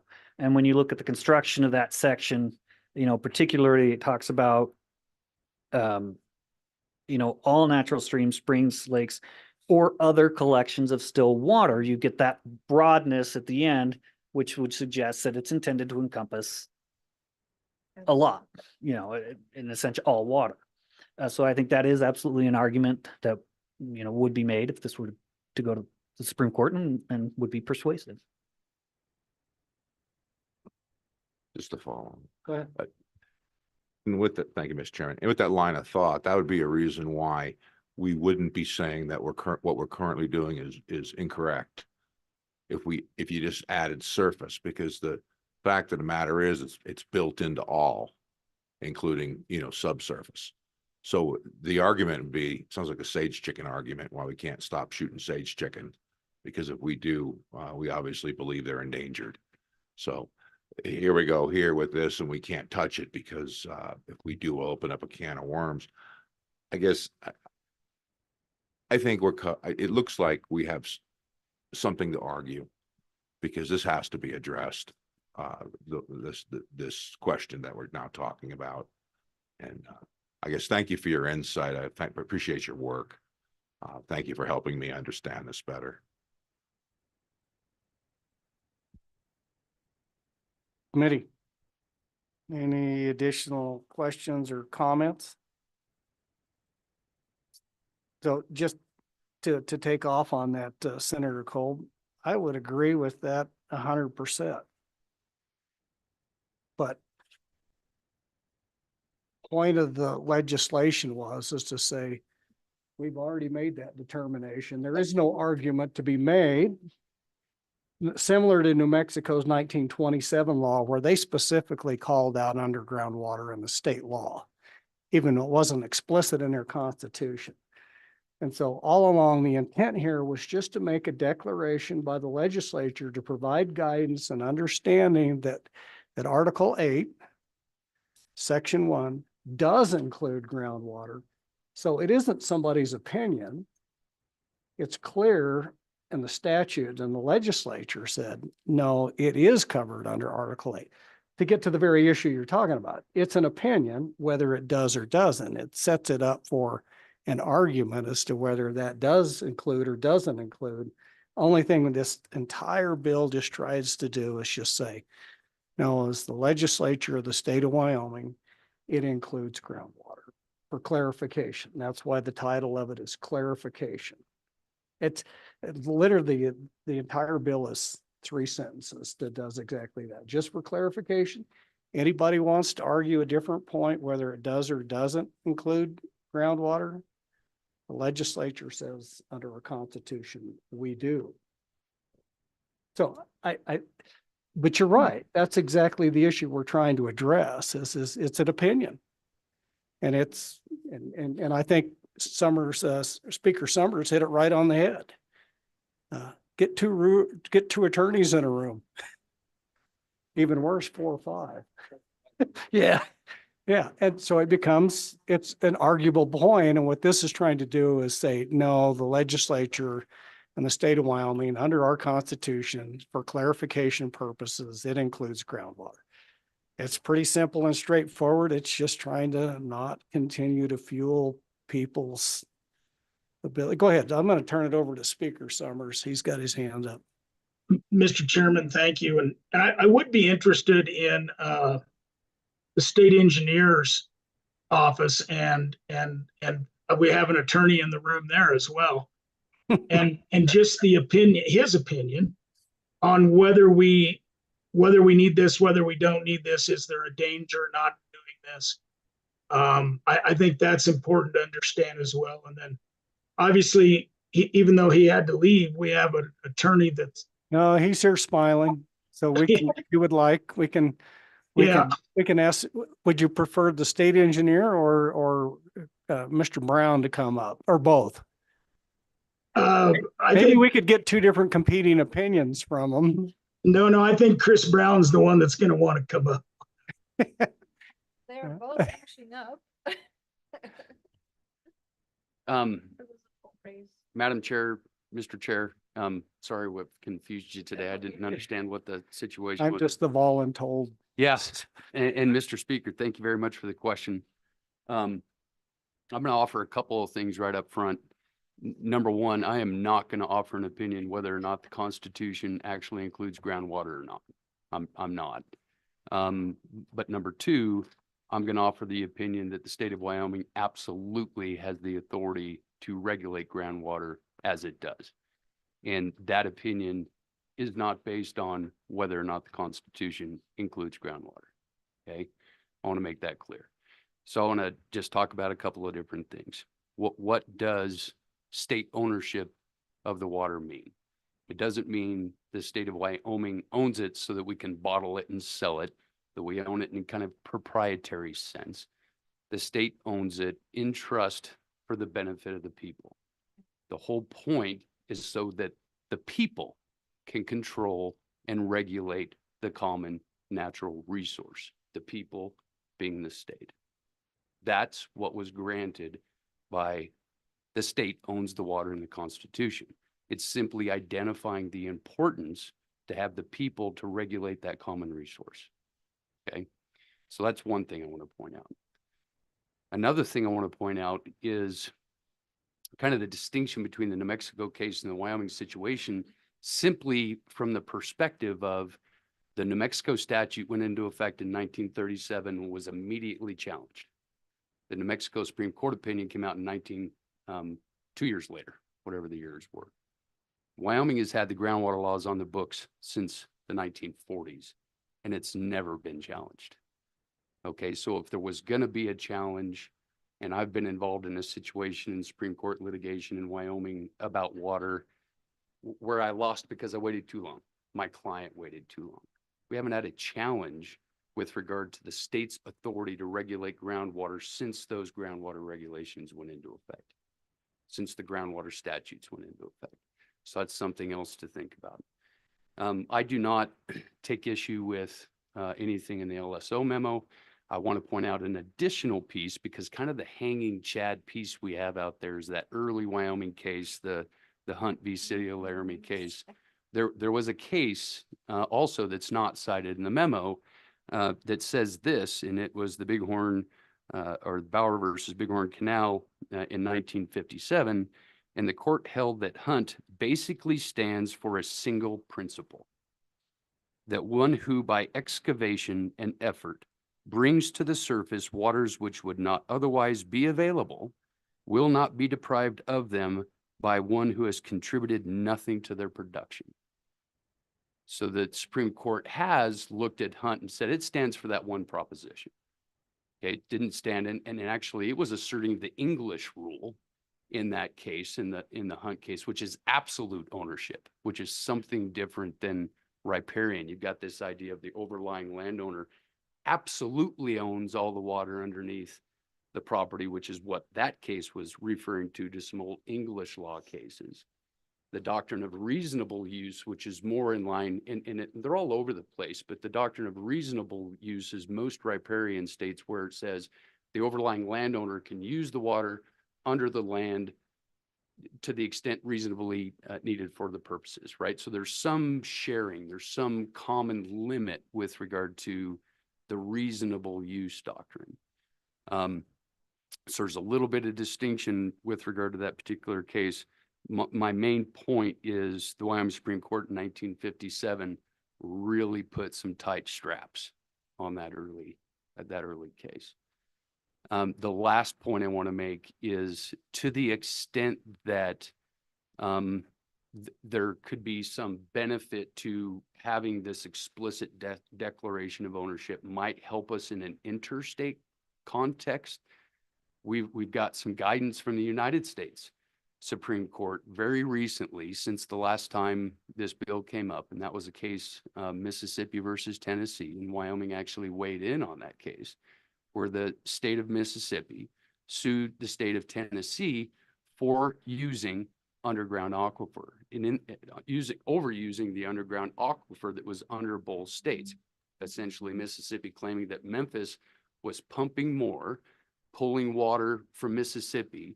Mississippi claimed absolute ownership of the water under that state, and the United States Supreme Court says doesn't matter if you own it.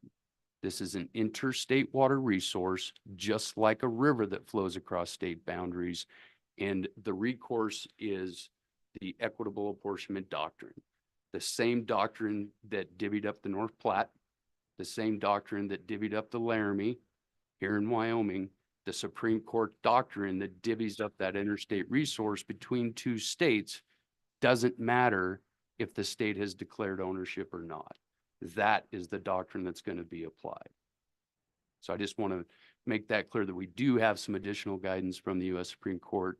So it doesn't matter if you declare ownership over that underground water resource. If it's a shared interstate water resource, that's the doctrine that divvies it up between the states. So that's what I have to offer.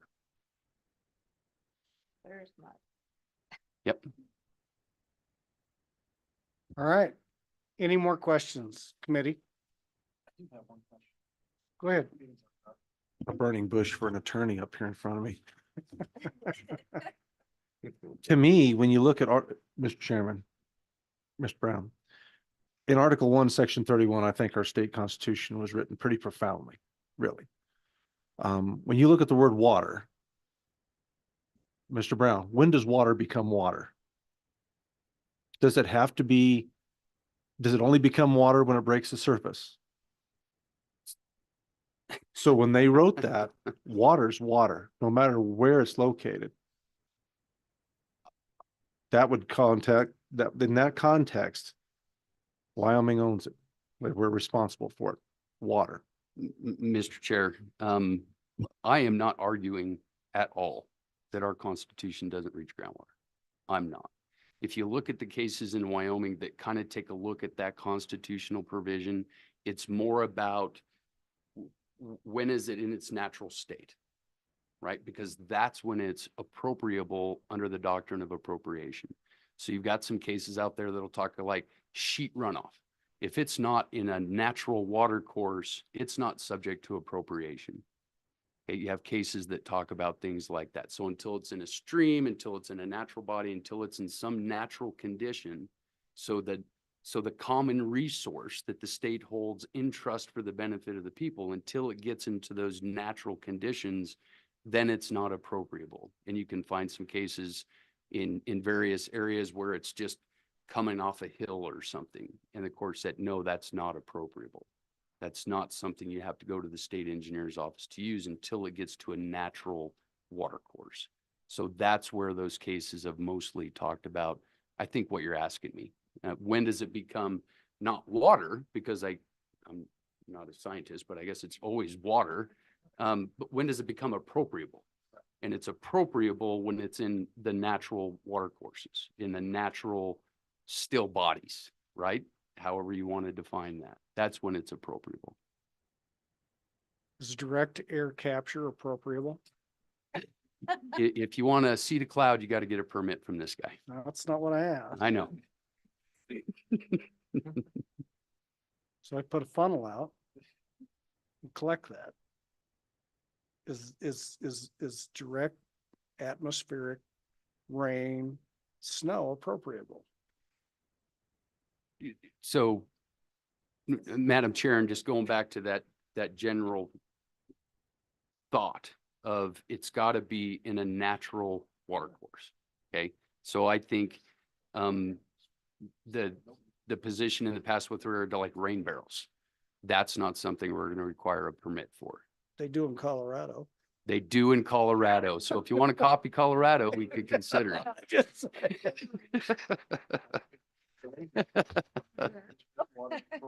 I don't know if you guys are aware of it. You have to have a permit in Colorado to capture rain in a rain barrel. Right. And so the one of the cases cited in the LSO memo kind of tackles that, where in that spectrum between not in a natural water course and a natural water course, where does that become appropriable water?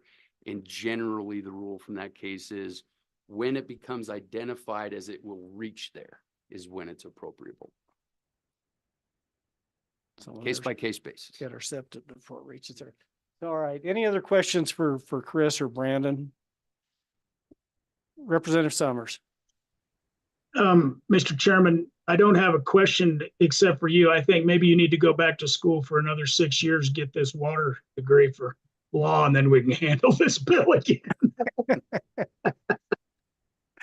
Just a suggestion. All right. So much with that narrative. I'm not going back to school. Thank you for the suggestion. Anyway, yeah, I'm going to open it up for public comment. Any public comment on this issue? No public comment. All right, committee, what do you want to do with this? I don't see any desire to do any more other than you've all been educated in the Constitution and the water law and when you can and can't appropriate it. So unless I see a motion, no motion. Just a comment, Mr. Chairman. You know, Mr. Chairman, I think we did, you, but we, because I was a co-sponsor, I think Representative Nyman was a co-sponsor. I think Senator Steinmetz was a co-sponsor. I think we did the right thing by bringing this issue up and debating it, because I think it's really important to have a really good understanding. I really believe, and I was talking to Brandon Gephardt earlier in the week about this issue of groundwater. I think the next real biggest fight is going to be on groundwater. I agree. I mean, it's already happened in probably Sherry's country, in the Ogallala, and it's going to happen in the Laramie area in the Ogallala, in whatever formation that is. I don't know if it's the Ogallala as well. But that's really going to be a huge issue in the future. And I think us understanding and asking these questions is really important, because you look in, I mean, as you know, Mr. Chairman, you go down in Arizona and you look at the fight they're going to have over water and over groundwater. This isn't going away. So I appreciate the fact that we're asking these questions. So, and I want to take off of that a little bit, because it is coming, and in my opinion, it's already here, and particularly in the Colorado River Basin. And so we have a number of issues. Coal bed methane water is a classic example. And so getting back to the attributable distribution, but if it's non-tributary water, all right, fossil water, deep water, is that subject to a compact call or not? Was it contemplated that we're using produced water from oil and gas wells, which is groundwater? Is that available for the equitable distribution amongst all the states? If somebody in the state of Wyoming produces it, and we can verify through geology that it's non-tributary, so it's not subject to the compact. Those discussions, I'm telling you right now, are going on with industry within the state of Wyoming. Is what we can and can't do with this groundwater associated with regulatory calls. It could be much more valuable than even the earliest territorial water right in some aspects, but certainly anything that's pre-compact. And so it's out there. It's going on right now in the Green River Basin and Sweetwater and Carbon County. These discussions are ongoing. And so it's here. And so it's just, I do think it just provided a great opportunity to understand this issue much better. So with that, no motion on the table. Is there anything else that members of the committee have? I did want to open this up, I guess, for public. I guess we did public comment on it. No public comment. So if there's nothing else for the committee. Mr. Chairman? Yep, go ahead. Mr. Chairman, and not today, certainly, but the one thing I did when I talked to Brandon Gephardt is I think it's really important that we, on this issue, that we have a discussion of characterization of underground water, and how we are going to handle that in the future for appropriation. And do we need to put any money into characterizing these this underground resource we have before we're in a pickle? And I know some of that's been done around Laramie. I don't know about Chairman Steinmetz's area, but I think understanding this issue of groundwater a little more going into the future, it might be worth continuing to talk about issues around groundwater and what we may need to do to set us up for the future. Thank you, Mr. Chairman, and I would agree with that.